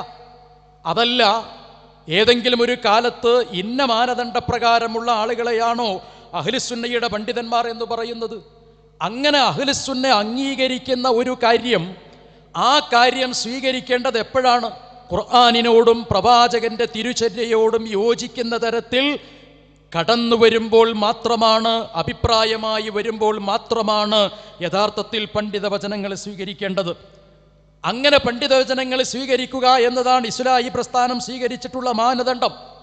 അതല്ലാത്ത മാർഗങ്ങളാണ് ഇവിടെയുള്ള സുന്നത്തു ജമാഅത്തിന്റെ ആളുകൾ സ്വീകരിക്കുന്നത്, കാക്കകാരണവന്മാരായ ആളുകൾ സ്വീകരിക്കുന്നത്, പൂർവികരായിട്ടുള്ള ആളുകൾ പറഞ്ഞിട്ടുള്ള പല്ലവിയെ അതേപോലെ അങ്ങ് സ്വീകരിച്ചു പോകുന്നത്. ആ വിഷയത്തെ വിശദീകരിക്കുന്ന സമയത്ത് പൂർവികരായിട്ടുള്ള ആളുകളുടെ പാതയെ അവർ തെറ്റാണെങ്കിലും ശരിയാണെങ്കിലും ചാണിന് ചാണായി മുഴത്തിന് മുഴമായി പിന്തുടരുന്നു പോകുന്നതിനെ വിശുദ്ധ ഖുർആൻ എതിർത്തിട്ടുണ്ട്. മാ വജദനാ അലൈഹി ആബാഅന എന്ന് പറയുന്ന ആയത്തോതിയിട്ട് നമ്മൾ ആ കാര്യം വിശദീകരിച്ചു തന്നിരുന്നു. ആ ഭാഗത്ത് ഏതെങ്കിലും തരത്തിലുള്ള ഒരു തെറ്റിദ്ധാരണ ഇല്ലാത്ത വിധമാണ് ആ കാര്യങ്ങൾ പറഞ്ഞത്. പക്ഷേ അദ്ദേഹം സൂചിപ്പിക്കുന്ന കാര്യം എന്താണ്? ഞങ്ങൾ സഹാബികളെ തള്ളുന്നു, അതേപോലെ തന്നെ താബികളെ തള്ളുന്നു, തബഉ താബികളെ തള്ളുന്നു, പണ്ഡിതന്മാരെ തള്ളുന്നു. ഈ ആളുകളെയൊക്കെ ഒഴിവാക്കിയിട്ട് നിങ്ങളുടെ ബുദ്ധിക്കനുസരിച്ച് കൊണ്ട് കാര്യങ്ങൾ മനസ്സിലാക്കി വിശദീകരിക്കുകയാണ് എന്നത് അത് അദ്ദേഹത്തിൻ്റെ വാദം മാത്രമാണ്. ഈ വിഷയത്തിൽ നമ്മെ സംബന്ധിച്ചിടത്തോളം സൂചിപ്പിക്കാനുള്ള ഒരു വിഷയം കൃത്യമായി നിങ്ങൾ മനസ്സിലാക്കണം. ഖുർആനും സുന്നത്തും അംഗീകരിക്കുന്ന അതിൻ്റെ മൗലികമായ കാര്യങ്ങൾ കൃത്യമായി ബോധ്യപ്പെടുത്തുന്ന വിഷയങ്ങൾ എന്താണോ അതിനനുസൃതമായ ഭാഗങ്ങൾ മാത്രമേ അംഗീകരിച്ചു പോകാൻ പാടുള്ളൂ എന്നതാണ് ഇസ്ലാഹി പ്രസ്ഥാനം സ്വീകരിച്ചിട്ടുള്ള മാനദണ്ഡം. ആ ഭാഗം ഇവിടെ വിശദീകരിച്ചിട്ടുണ്ട്. മൗലിക പ്രധാനമായി ഖുർആനിനോടും സുന്നത്തിനോടും യോജിക്കുന്നതാണ് എങ്കിൽ ആ വചനങ്ങൾ തീർച്ചയായും ഖുർആനിൻ്റെയും സുന്നത്തിൻ്റെയും ആശയത്തെ ശക്തിപ്പെടുത്തുന്നതിന്, ആശയത്തെ വിശദീകരിക്കുന്നതിന് നമുക്ക് ഉപയോഗപ്പെടുത്തുന്നതിന് യാതൊരു കുഴപ്പവുമില്ല. അത് പൂർവ്വസൂരികളായ ആളുകളുടെ അഭിപ്രായമായിരുന്നാലും പിന്നീടുള്ളവരുടെ അഭിപ്രായമായിരുന്നാലും തെറ്റില്ല. പക്ഷേ പണ്ഡിതന്മാരുടെ ഏതു വചനവും എടുത്തിട്ട് അത് പ്രമാണമായി, അത് നിയമമായി, അത് യാഥാർത്ഥ്യത്തിൻ്റെ വഴിയായി സ്വീകരിച്ചാൽ അവർ മഅസൂമീങ്ങളാണ് എന്നൊരു വാദമാണ് അവർ. ഇതാണ് കൃത്യമായി നമ്മൾ പറഞ്ഞത്. ഇതിന് മറുപടി പറയവേ അദ്ദേഹം സൂചിപ്പിക്കുന്ന ഒരു കാര്യം, ജിന്നുബാധ, പിശാചുബാധ, പിശാചി രോഗമുണ്ടാക്കും എന്ന് പറയുന്ന അഭിപ്രായങ്ങൾ അത് പണ്ഡിത വചനമല്ല, അത് പണ്ഡിതന്മാരുടെ വചനത്തിന്റെ അടിസ്ഥാനത്തിലല്ല വിശദീകരിക്കുന്നത്, ഖുർആനിൻ്റെയും ഹദീസിൻ്റെയും അടിസ്ഥാനത്തിലാണ്. ആ ഖുർആനിൻ്റെയും ഹദീസിൻ്റെയും അടിസ്ഥാനത്തിൽ വിശദീകരിക്കുന്നുണ്ട്. വിശദീകരിക്കാൻ ഞങ്ങൾക്ക് കഴിയുമെന്ന് അദ്ദേഹം പറയുന്നുണ്ട്. നമുക്കതൊന്ന് കേൾക്കാം. പണ്ഡിതന്മാരെ പിൻബലം മാത്രമല്ല ജാബിർ റഹ്മാനി, നിങ്ങളൊന്ന് ഖുർആനിക്ക് ആത്മാർത്ഥമായിട്ട് വരും, നബി സല്ലല്ലാഹു അലൈഹി വസല്ലമയുടെ ഹദീസുകളിലേക്ക് വരും, അവിടുന്ന് പഠിപ്പിച്ച പ്രാർത്ഥനകളിലേക്ക് വരും. നിങ്ങൾക്ക് വിശ്വാസം ഉണ്ടെങ്കിൽ വരും.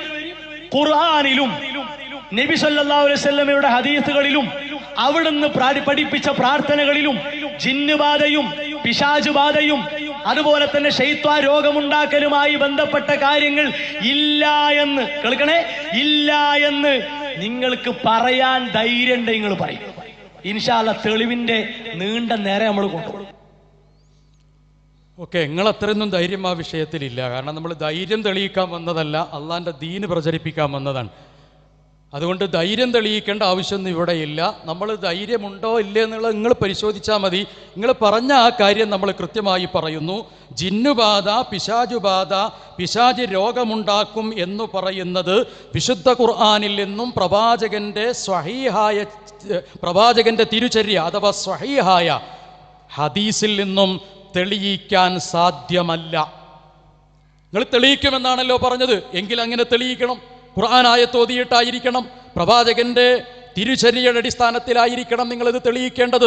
പക്ഷേ അങ്ങനെ തെളിയിക്കാൻ വേണ്ടിയിട്ട് നിങ്ങൾ എന്തു നിർവഹിച്ചാലും ശരി, വിശുദ്ധ ഖുർആനിന്റെ ആയത്തോതിയാൽ നിങ്ങൾക്കത് മനം പെരട്ടലാണ്.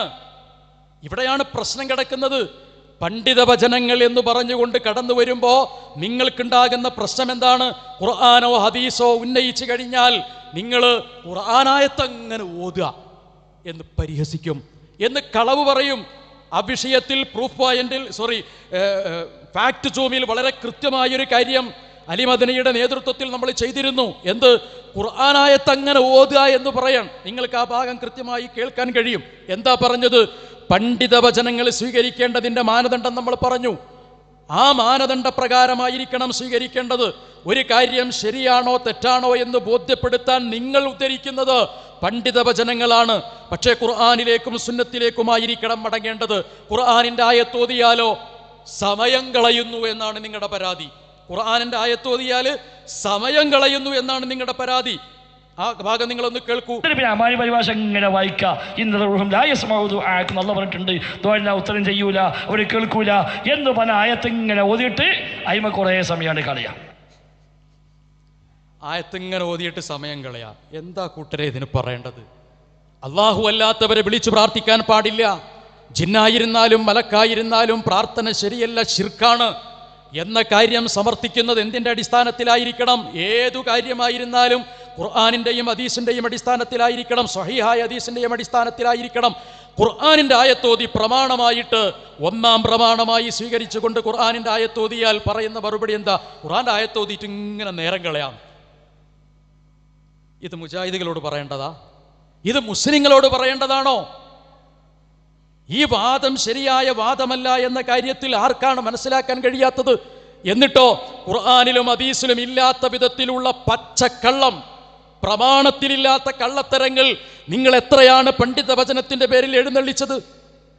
പിശാചുബാധ, ജിന്നുബാധ, പിശാചി രോഗമുണ്ടാക്കുന്നു എന്ന് പറയുന്ന വിഷയത്തിൽ മാത്രമല്ല, മറിച്ച് പല വിഷയത്തിലും ഖുർആനിലോ പ്രവാചകന്റെ തിരുചര്യയിലോ കാണാൻ കഴിയാത്ത എത്രയോ കഥകൾ പണ്ഡിത വചനങ്ങൾ എന്ന പേരിൽ മാത്രം നിങ്ങൾ ഉദ്ധരിക്കുന്നുണ്ട് അല്ലേ?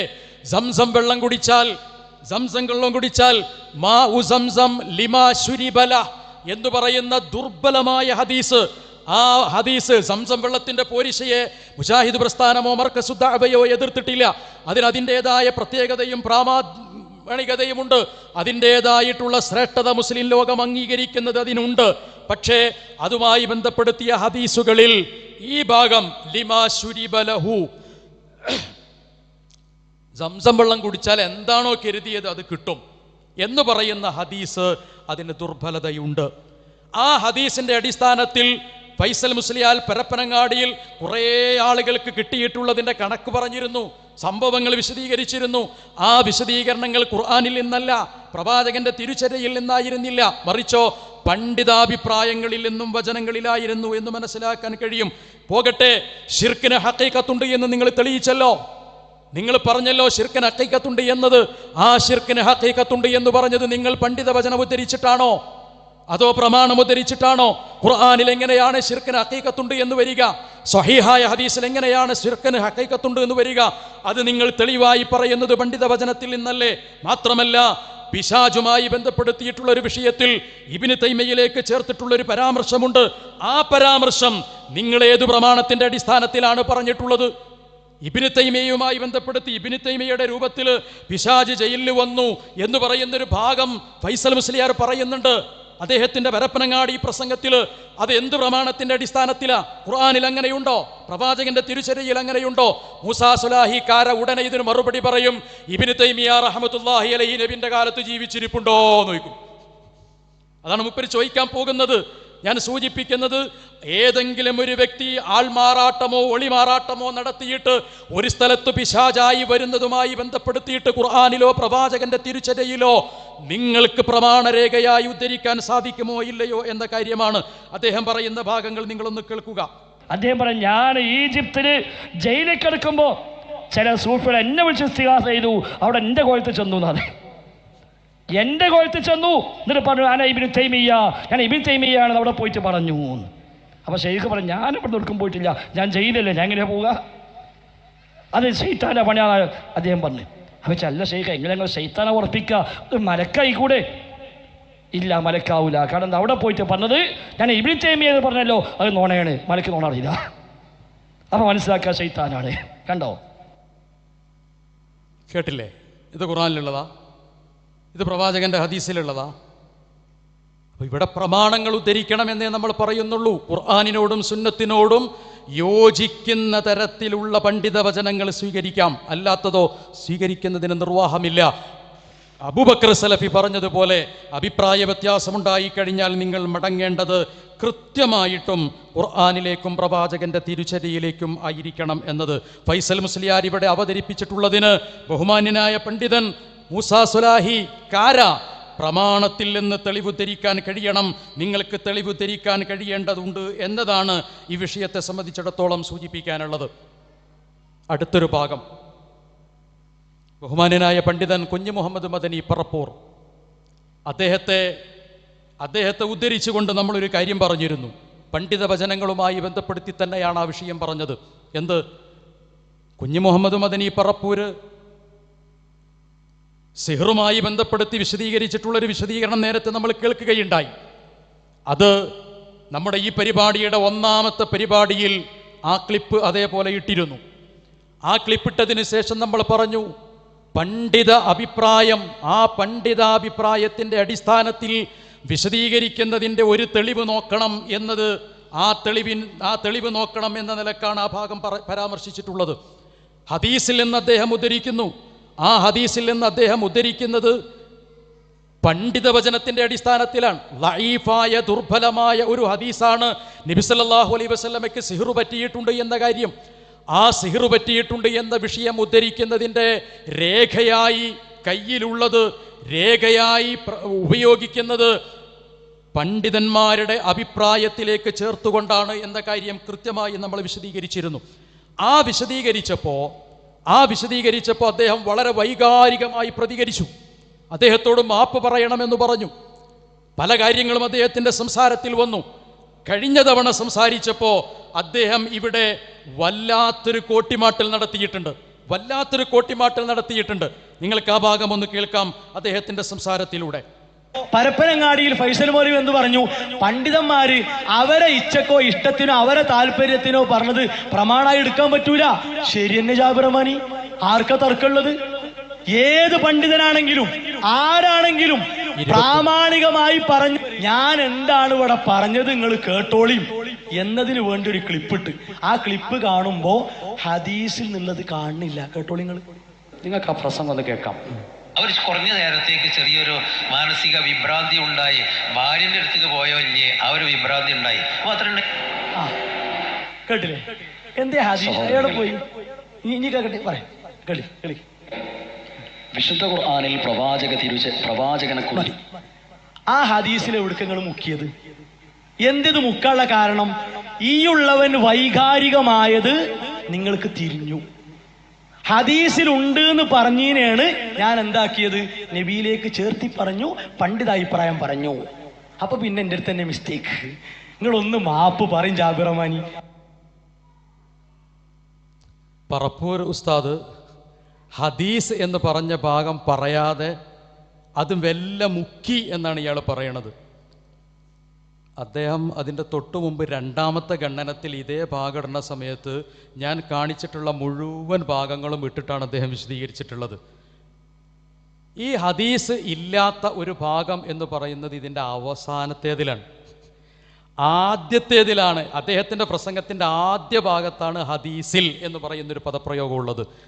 കഴിഞ്ഞ തവണ എൻ്റെ പ്രസംഗം പറയുന്ന സമയത്ത് പണ്ഡിത വചനങ്ങളുമായി ബന്ധപ്പെടുത്തിയ പരാമർശം നിർവഹിക്കവേ കുഞ്ഞു മുഹമ്മദ് മദനി പറപ്പൂരിൻ്റെ ഒരു സംസാരവുമായി ബന്ധപ്പെടുത്തിയിട്ട് ഇവിടെ ഇന്ന കാര്യങ്ങളൊക്കെ ഉണ്ട് എന്ന് പറഞ്ഞിട്ട് അവിടെയാണ് കുഞ്ഞു മുഹമ്മദ് മദനി പറപ്പൂരിൻ്റെ സംസാരത്തിൻ്റെ അവസാന ഭാഗം കാണിച്ചിട്ട് പോകുന്നത്.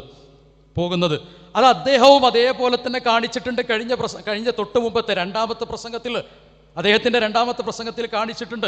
എന്താണ് അവിടെയുള്ള വസ്തുത എന്ന് വളരെ കൃത്യമായി നിങ്ങൾക്ക് മനസ്സിലാക്കാൻ കഴിയും. ഞാൻ ഒന്നുകൂടി ആ ഭാഗം നിങ്ങളുടെ വ്യക്തതയ്ക്ക് വേണ്ടി പറയാം.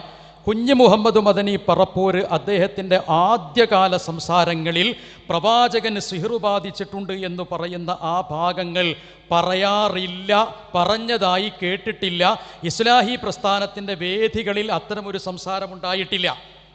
എന്നാൽ വിശ്വത്തിലേക്ക് മാറിയ സമയത്ത് ഇത്തരത്തിലൊരു സംസാരം കടന്നു വരാനുള്ള കാരണം, അതിൻ്റെ സാധ്യത, ആ ഹദീസിൻ്റെ വ്യാഖ്യാനം പണ്ഡിത വചനങ്ങളിലേക്ക് ചേർത്തുകൊണ്ട് വ്യാഖ്യാനിച്ചത് കൊണ്ടാണ് എന്ന് ഞാൻ പറഞ്ഞു. എന്നിട്ട് മൂപ്പര് പറഞ്ഞെന്താ, പണ്ഡിതന്മാരിലേക്ക് ചേർത്തു എന്നാണ്. നബിൻ്റെ ഹദീസല്ലേ ഇത്, പണ്ഡിതന്മാരിലേക്ക് ചേർത്തിട്ടില്ല അല്ലല്ലോ എന്നാണ് മൂസാ സ്വലാഹിക്കാര പറയുന്നത്. അതെ, നബിയുടെ ഹദീസിനെ പണ്ഡിത വചനത്തിലേക്ക് ചേർത്തുകൊണ്ട് അതിൻ്റെ അടിസ്ഥാനത്തിൽ വിശദീകരിക്കേണ്ടി വന്നതുകൊണ്ടാണ് പ്രവാചകന് സിഹ്റ് ബാധിച്ചിട്ടുണ്ട് എന്ന കാര്യം പറയേണ്ടി വരുന്നത് എന്ന് ഞാൻ പറയുകയും ആ പറഞ്ഞതിൻ്റെ അവസാനത്തേതിൽ പറപ്പൂർ കുഞ്ഞി മുഹമ്മദ് മദനി പറപ്പൂരിനെ സംബന്ധിച്ച് ദീർഘകാലം പരിചയമുള്ള വ്യക്തികളിൽ ഒരു എളിയ വ്യക്തി എന്ന നിലയ്ക്ക് അതുകൊണ്ടായിരിക്കാം അങ്ങനെ അദ്ദേഹം പറയുന്നത് അല്ലാഹു അഅലം എന്നുവരെ ഞാൻ അവിടെ പറഞ്ഞിട്ടുണ്ട്. നിങ്ങൾക്ക് ആ ഭാഗം ഒന്ന് കേൾക്കാം. ലബീദ് ഇബ്നു ആസിം എന്ന ഒരു ജൂതൻ സിഹർ ചെയ്തിരുന്നുവെന്നും എന്നിട്ട് നബിക്ക് ഭാര്യമാരുടെ അടുത്ത് ചെന്നോ പോയോ പോയില്ലേ, അതായത് വേറെയുള്ള കാര്യത്തിലൊന്നും നബിക്ക് സംശയം ഉണ്ടായില്ല, ഹദീസുകളിൽ കാണാം. ഇന്നിപ്പോൾ ആ ഭാര്യൻ്റെ അടുത്ത് ചെന്നോ പോയോ പോയില്ലേ, ആകെ കൂടി ഒരു കൺഫ്യൂഷൻ. അത് മാത്രമാണ് സംശയം ഉണ്ടായത്. ഭൗതികമായ ദീനിൻ്റെ കാര്യത്തിലല്ല സംശയം ഉണ്ടായത്, ഭൗതികമായ കാര്യത്തിൽ ഒരു ചെറിയ പ്രയാസം ഉണ്ടായി. നബി സല്ലല്ലാഹു അലൈഹി വസല്ലം സഹാബികളോട് ഇങ്ങനെ എനിക്ക് ഞാൻ ഉറങ്ങുമ്പോൾ ഒരു സ്വപ്നം പോലെ കണ്ടു, നബിമാരുടെ സ്വപ്നം സത്യമാണ്, അള്ളാഹു അറിയിച്ചു കൊടുത്തതാണ്, അങ്ങനെ ആ സ്വപ്നം പോലെ കണ്ടിട്ടുണ്ട്, നിങ്ങൾ ദർവാൻ കിണറ്റിൽ പോയി നോക്കി എന്ന് പറഞ്ഞു. അവർ പോയി നോക്കിയപ്പോൾ എന്തോ ചില അധികമായ വസ്തുക്കൾ, അതിൽ കാണാൻ പാടില്ലാത്ത വസ്തുക്കൾ കണ്ടു, അതിനെ പുറത്തെടുത്തു. എന്ത് ചെയ്യണമെന്ന് സഹാബിമാർ ചോദിച്ചപ്പോൾ അത് കുഴിച്ചിട്ടാൽ കുഴപ്പമൊന്നുമില്ല, എനിക്കെല്ലാം സുഖമായിട്ടുണ്ട്. അവർ കുറഞ്ഞ നേരത്തേക്ക് ചെറിയൊരു മാനസിക വിഭ്രാന്തി ഉണ്ടായി. ആ ഭാഗമാണ് മൂസ സലാഹിക്കാര കാണിക്കുന്നത്. ചെറിയ നേരത്തേക്ക് ചെറിയൊരു വിഭ്രാന്തി ഉണ്ടായി എന്ന് പറയുന്ന അവസാന ഭാഗം. അതിൻ്റെ ആദ്യ ഭാഗത്തിൽ ഹദീസ് എന്ന് പറയുന്നുണ്ട്. ആ ഭാഗം ക്ലിപ്പ് കൃത്യമായിട്ട് കാണിച്ചിട്ടുണ്ട്. മൂപ്പർ അതിൻ്റെ അവസാന ഭാഗം രണ്ടാമത്തെ കഴിഞ്ഞ പ്രസംഗത്തിൽ കാണിക്കാൻ കാരണം എന്താണ്? മൂസാ സ്വലാഹി കാര മാപ്പ് പറയണം പറപ്പൂരിനോട് എന്ന് പറഞ്ഞപ്പോൾ അതിന് എന്താണ് കാരണം എന്ന് സൂചിപ്പിക്കുന്നതെടുത്ത് പറപ്പൂരിൻ്റെ ഒരു പ്രസംഗവുമായി ബന്ധപ്പെടുത്തിയിട്ടാണ് എന്ന് പറഞ്ഞ് പറപ്പൂരിൻ്റെ പ്രസംഗത്തിൻ്റെ അവസാന ഭാഗം എടുത്തിട്ടാണ് പറയുന്നത്. അതല്ലാതെ ഹദീസ് എന്ന് പറയുന്ന പരാമർശം നിങ്ങൾ പറയണ പോലെ ഓട്ടിമാട്ടിയതും ഒഴിവാക്കിയതും മറച്ചു വെച്ചതും ഒന്നുമല്ല. നിങ്ങൾ തന്നെ ഈ ക്ലിപ്പ് നിങ്ങളുടെ സംസാരത്തിൽ ഇട്ടിട്ടുണ്ട്. ബാക്കി തുടർന്ന് കേൾക്കാം. ആര്യൻ്റെ അടുത്തേക്ക് പോയോ ഇല്ലേ, ആ ഒരു വിഭ്രാന്തി ഉണ്ടായി മാത്രമുണ്ട്. സഹോദരങ്ങളെ, വിശുദ്ധ ഖുർആനിൽ പ്രവാചകനെ കുറിച്ച് പറയുന്നത് പ്രവാചകൻ മസ്ഹൂർ അല്ല എന്നാണ്. ഇസ്ലാമിക അധ്യാപന പ്രകാരം പറയുന്നത് സത്യവിശ്വാസിയായ ഒരാൾക്ക് സിഹർ ബാധിക്കുകയില്ല എന്നാണ്. ഹദീസ് പ്രകാരം താല്പര്യപ്പെട്ടിട്ടുള്ളത് സിഹർ സംഭവിച്ചു എന്ന് വിശ്വസിക്കുന്നത് ശിർക്കാണ് എന്നതാണ്. ഇൻഷാ അല്ലാഹ് ഭാഗങ്ങൾ വിശദീകരിക്കും. ഖുർആനിലും പ്രവാചകന്റെ തിരുചര്യയിലും വന്നിട്ടുള്ള പച്ചയായ നസ്വിനെ ബഹുമാന്യ പണ്ഡിതനും ഗുരുസ്ഥാനീയനുമായ പറപ്പൂർ കുഞ്ഞി മുഹമ്മദ് മദനി ലളിതമായി അങ്ങ് പറഞ്ഞു പോവുക ചെയ്യുന്നത്. പണ്ടൊരു വ്യക്തി പറഞ്ഞല്ലോ, ഗാന്ധിജിയുടെ വധവുമായി ബന്ധപ്പെട്ട് ഒരു വിഷയം പറയുന്ന സമയത്ത് പറഞ്ഞു, ഒരു ചെറുതായിട്ടൊന്നാണ് വെടിവെച്ചതാ, ആറൊന്നും ഉണ്ടായിട്ടില്ല. നോക്കൂ നിങ്ങൾ, നബിയിലേക്ക് ചേർത്ത് ഇതേപോലെ ഒരു പദപ്രയോഗം നടത്തിയത്. എന്തൊക്കെയോ ചെറിയൊരു സംശയം എന്നത്. നേരത്തെയുള്ള ഇസ്ലാമിക പ്രബോധന പ്രവർത്തനത്തിലും ഇസ്ലാഹി പ്രസ്ഥാനത്തിൻ്റെ പ്രബോധനത്തിലും ഒക്കെ ശക്തമായി സിഹറിനെതിരെ സംസാരിക്കുന്നത് കൊണ്ടായിരിക്കാം ഒരുപക്ഷെ ബഹുമാനപ്പെട്ട ചില മുസ്ലിയാക്കന്മാരായ ആളുകൾ ശക്തിയുക്തരം പ്രവാചകന്റെ സിഹറുപാതയെ സമർത്ഥിക്കുന്ന ആ ഗൗരവത്തിൽ കാര്യങ്ങൾ പറയാതെ എന്നാൽ തഖ്ലീദിൻ്റെയോ പണ്ഡിതവചനത്തിൻ്റെയോ അടിസ്ഥാനത്തിൽ ഈ വിഷയങ്ങൾ പറയാനുള്ളൊരു താല്പര്യം ബഹുമാന്യ പണ്ഡിതന് വന്നിട്ടുള്ളത് അല്ലാഹു അഅലം. ഇതിനപ്പുറത്ത് ഞാൻ എന്താ പറയാ? നമ്മൾക്ക് മനസ്സിൽ കുഞ്ഞി മുഹമ്മദ് മദനി പറപ്പൂരിനെ സംബന്ധിച്ചിടത്തോളം അറിയാം. ആ അറിയുന്നത് കൊണ്ട് നമ്മളിത് പറയുന്നു. എന്നിട്ട് പറഞ്ഞു അങ്ങനെയായിരിക്കാം, അല്ലാഹു അഅലം എന്ന് പറഞ്ഞു. ആ അല്ലാഹു അഅലം എന്ന് പറഞ്ഞിട്ടുള്ള ആ ഭാഗവും അനുബന്ധ ഭാഗവും ഒന്നും കാണിക്കാതെ, അല്ലെങ്കിൽ അങ്ങനെ പറഞ്ഞിട്ടുണ്ടെന്ന് പോലും പറയാതെ ബഹുമാന്യനായ മൂസാ സ്വലാഹി കാര ഇത്തരം ഒരു പണി നടത്തിയിട്ടുള്ളത് എന്താണ് എന്ന് അദ്ദേഹം തന്നെയാണ് പറയേണ്ടത്. അത് കളവാണോ, കൂട്ടിമാട്ടലാണോ, പച്ച നുണയാണോ എന്നൊന്നും എനിക്ക് അറിഞ്ഞുകൂടാ. നിങ്ങൾ തന്നെ അതിൻ്റെ വിശദീകരണവും വിശേഷണവും കൊടുത്താൽ മതി. 2, കുഞ്ഞി മുഹമ്മദ് മദനി പറപ്പൂർ ഉസ്താദിനെ നമ്മൾ അവഹേളിക്കാനും അപകീർത്തിപ്പെടുത്താനും അല്ല ഈ കാര്യമൊന്നും പറയുന്നത്. മറിച്ച് സ്വാഭാവികമായും വിസ്ഡം വിഭാഗത്തിലേക്ക് വരുന്നതോടുകൂടി ഇത്തരത്തിലുള്ള വാദഗതികളിലേക്ക് പോകേണ്ടി വരുന്നല്ലോ എന്ന ദുഃഖവും സങ്കടവുമാണ് യഥാർത്ഥത്തിൽ നമ്മെ സംബന്ധിച്ചിടത്തോളം ഉള്ളത്. കാരണം അദ്ദേഹത്തിൻ്റെ ഒരു പുസ്തകം, ആ പുസ്തകത്തിൽ ഇത് നമ്മൾ നേരത്തെ തന്നെ സൂചിപ്പിച്ചിട്ടുള്ള ഒരു പരാമർശം കൂടിയായിരുന്നു. യുവത പ്രസിദ്ധീകരിച്ചിട്ടുള്ള സുന്നത്ത് അർത്ഥവും പ്രാധാന്യവും എന്ന് പറയുന്ന ഒരു പുസ്തകമുണ്ട്. ഇത് നമ്മളിവിടെ ഉദ്ധരിച്ചിട്ടുള്ള ഒരു പുസ്തകമാണ്. അതിൽ ഹദീസുകൾ സ്വീകരിക്കുന്നിടത്ത് അല്ലെങ്കിൽ ദുർബലമായ ഹദീസിൻ്റെ ഭാഗങ്ങൾ വിശദീകരിക്കുന്നിടത്ത് ഒരു ഹദീസ് വ്യാജമാണോ അല്ലയോ എന്ന് പരിശോധിച്ച് കണ്ടെത്തുന്നതിന് വേണ്ടി ഹദീസ് നിദാന ശാസ്ത്രത്തിൽ പരാമർശിച്ചിട്ടുള്ള കാര്യങ്ങൾ അദ്ദേഹം ഇതിൽ വിശദീകരിക്കുന്നുണ്ട്. അതിലൊന്ന് ഭാഷാസ്ഫുടതയില്ലാതെ വരിക എന്നതാണ്. 2 ആശയപരമായ വൈകല്യം ഉണ്ടാവുക എന്നതാണ്. ഈ ആശയപരമായ വൈകല്യം എന്ന് പറയുന്നിടത്ത് നമ്മൾ കഴിഞ്ഞ തവണ വിശദീകരിച്ചിരുന്നു, ഇസ്ലാമിക നിയമസംഹിതകളെല്ലാം തന്നെ ബുദ്ധിക്കും ചിന്തക്കും നിരക്കുന്നതാണ്, അതിനെതിരായി പറയപ്പെടുന്ന വചനങ്ങൾ സംശയിക്കേണ്ടിയിരിക്കുന്നു എന്ന് പറഞ്ഞിട്ട് നൂഹ് നബിയുടെ കപ്പൽ കഅബയെ 7 പ്രാവശ്യം പ്രദക്ഷിണം നടത്തുകയും 2 റക്അത്ത് നമസ്കരിക്കുകയും ചെയ്തു എന്ന് നബിയുടെ പേരിൽ ആരോപിക്കപ്പെട്ട് കാണാം. എന്നാൽ ഈ വാക്ക് വ്യാജമാണെന്ന് നിദാന ശാസ്ത്രജ്ഞന്മാർ കേട്ട മാത്രയിൽ തന്നെ വിധിച്ചു എന്നാണ് ഈ പുസ്തകത്തിലുള്ളത്. ഇത് വിസ്ഡം വിഭാഗത്തിലേക്ക് വരുന്നതിന് മുമ്പ് ബഹുമാന്യനായ പണ്ഡിതൻ എഴുതിയിട്ടുള്ള പുസ്തകമാണ്. ഇതേ ഭാഗം തന്നെയാണ് അദ്ദേഹം സ്വഹീഹ് മുസ്ലിമിൻ്റെ മുഖവുരയായി കൊടുത്തിട്ടുള്ള പുസ്തകത്തിലും വന്നിട്ടുള്ളത്. അതും നമ്മളിവിടെ വായിച്ചിട്ടുള്ളതാണ്. ഈ പുസ്തകത്തിൽ വന്നിട്ടുള്ള ഈ ഭാഗം വിസ്ഡം വിഭാഗം പ്രസിദ്ധീകരിച്ചിട്ടുള്ള ഹദീസ് ചരിത്രവും പ്രാമാണികതയും എന്ന് പറയുന്ന കുഞ്ഞി മുഹമ്മദ് മദനി പറപ്പൂരിതൻ്റെ തന്നെ പുസ്തകത്തിലേക്ക് വന്നപ്പോൾ അതിൽ ഒരു ഭാഗം കൂടി ചേർന്നു. എന്ത്?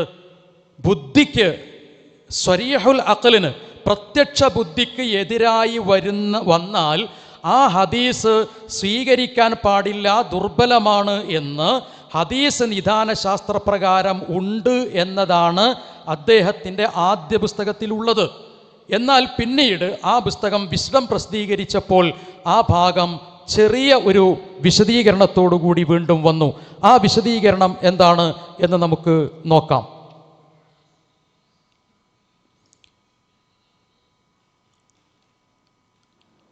എന്നാൽ ഈ വാക്ക് വ്യാജമാണെന്ന് നിദാന ശാസ്ത്രജ്ഞന്മാർ കേട്ട മാത്രയിൽ തന്നെ വിധിച്ചു. കേട്ട മാത്രയിൽ തന്നെ വിധിച്ചു. അതുവരെയാണ് ഈ പുസ്തകത്തിലുള്ളത്. ഈ പുസ്തകത്തിൽ അതിന് ശേഷം ഒരു ഭാഗം കൂടെ ഉണ്ട്, വിധിച്ചു. എന്നാൽ ഒരാളുടെ ബുദ്ധിക്ക് നിരക്കുന്നില്ല എന്ന് വിചാരിച്ച് ശരിയായ നിവേദന പരമ്പരയിൽ വന്ന ഒരു ഹദീസ് നിരാകരിച്ചുകൂടാ. കാരണം സ്ഥിരപ്പെട്ട പരമ്പരയിൽ കൂടി നബിവചനമാണെന്ന് തെളിഞ്ഞ കാര്യങ്ങൾ പരമസത്യമേ ആകൂ. അത് സത്യമായി പിന്നീടെങ്കിലും പുലരാതിരിക്കില്ല.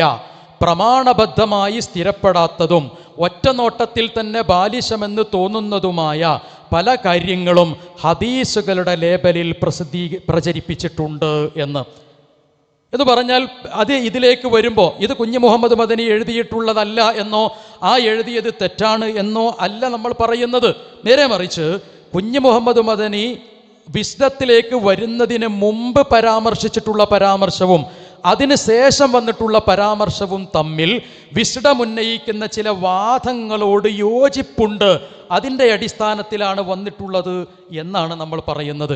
ആ കാര്യം മുഖവിലക്കെടുത്തുകൊണ്ട് തന്നെയാണ് നേരത്തെ പറഞ്ഞിട്ടുള്ളത് ബഹുമാന്യനായ കുഞ്ഞി മുഹമ്മദ് മദനി പറപ്പൂരിൻ്റെ ആ അഭിപ്രായം ഒരു പക്ഷേ ഇങ്ങനെയുള്ള പണ്ഡിത വചനങ്ങളുടെ അടിസ്ഥാനത്തിലുള്ള വ്യാഖ്യാനം കൊണ്ടായിരിക്കാം എന്ന് അല്ലാഹു അഅലം എന്ന് പറഞ്ഞ് വിശദീകരിച്ചിട്ടുള്ളത്. അപ്പം ഈ ഭാഗം കൃത്യമായി നമ്മൾ പറയുന്നത് ബുദ്ധിയുടെയും അതേപോലെ തന്നെ ഹദീസിൻ്റെയും വിഷയവുമായി ബന്ധപ്പെടുത്തിയ കാര്യമാണ്.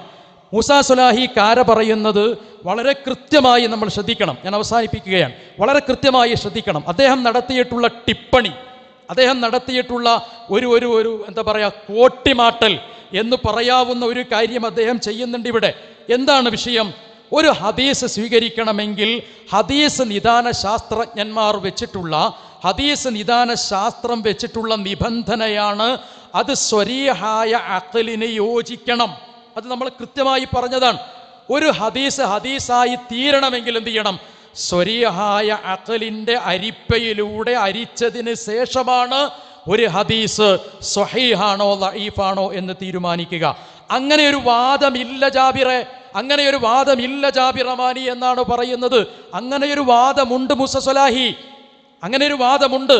അങ്ങനെ ഒരു വാദമുള്ളത് കൊണ്ടാണ് ബഹുമാന്യനായിട്ടുള്ള പണ്ഡിതൻ മുഹമ്മദ് അമാനി മൗലവി അദ്ദേഹത്തിന്റെ ഇസ്ലാം ശരീഅത്തിൽ അങ്ങനെയൊരു ഭാഗം എഴുതിയത്. കുഞ്ഞ് മുഹമ്മദ് മദനി പ്രസിദ്ധീകരിച്ചിട്ടുള്ള, വിസ്ഡം പ്രസിദ്ധീകരിച്ചിട്ടുള്ളതും യുവത പ്രസിദ്ധീകരിച്ചിട്ടുള്ളതുമായ പുസ്തകത്തിൽ അങ്ങനെയൊരു ഭാഗം നിദാനശാസ്ത്രത്തിന്റെ ഭാഗമായി എഴുതിയത്. സഹീഹ് മുസ്ലിമിന്റെ പരിഭാഷ, സഹീഹ് മുസ്ലിമിന്റെ പരിഭാഷയുടെ പ്രധാനപ്പെട്ട കൺസൾട്ടൻസിയിൽ ഉള്ളത് നിങ്ങളുടെ പണ്ഡിതനായ ഹദീസ് പണ്ഡിതനായ അബൂബക്കർ സലഫിയാണ്.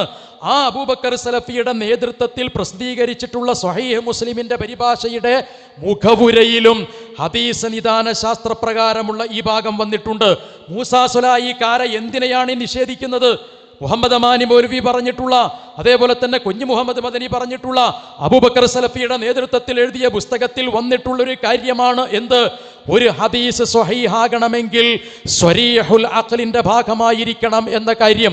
പൂർവസൂരികളിലെ പ്രധാനപ്പെട്ടിട്ടുള്ള ഇബ്നുൽ ജൗസി റഹ്മഹുല്ല, അദ്ദേഹം ഉസൂലി പണ്ഡിതന്മാരിൽ ഏറ്റവും പ്രസിദ്ധനായ പണ്ഡിതനാണ്. ഹദീസ് നിദാന ശാസ്ത്രത്തിലെ പണ്ഡിതനാണ് ഇബ്നുൽ ജൗസി. ആ ഇബ്നുൽ ജൗസിയുടെ പ്രസ്താവന ഇമാം സുയൂത്തി റഹ്മഹുല്ല തന്റെ തദ്രീബുർ റാവി എന്ന് പറയുന്ന ഗ്രന്ഥത്തിലെ 3-ാം വാള്യത്തിലെ 441-ാമത്തെ പേജിൽ കൃത്യമായി രേഖപ്പെടുത്തിയിട്ടുണ്ട്. ആ രേഖപ്പെടുത്തിയിട്ടുള്ള കാര്യത്തിലെ ഒരു ഭാഗം ഇങ്ങനെയാണ്: യുഖാലിഫുൽ മൻഖൂല ഔ യുനാഖിലുൽ ഉഖൂല. قال ابن الجوزي ما أحسن قول القائل إذا رأيت الحديث يباين المعقول أو يخالف المنقول أو يناقض الأصول فاعلم أنه موضوع എന്നത് സ്വരീഹുൽ അഖ്ലിനെതിരായിട്ടാണ് വന്നിട്ടുള്ളത് എങ്കിൽ അത് മൗദൂആയി പരിഗണിക്കേണ്ടതാണ് എന്ന് വളരെ കൃത്യമായി പണ്ഡിത വചനങ്ങളിൽ രേഖപ്പെടുത്തിയിട്ടുള്ളത്. എന്തുകൊണ്ടാണ്? അത് ഹദീസ് നിദാന ശാസ്ത്രപ്രകാരം മുസ്ലിം ലോകം അംഗീകരിക്കുന്നു എന്നതുകൊണ്ടാണ്.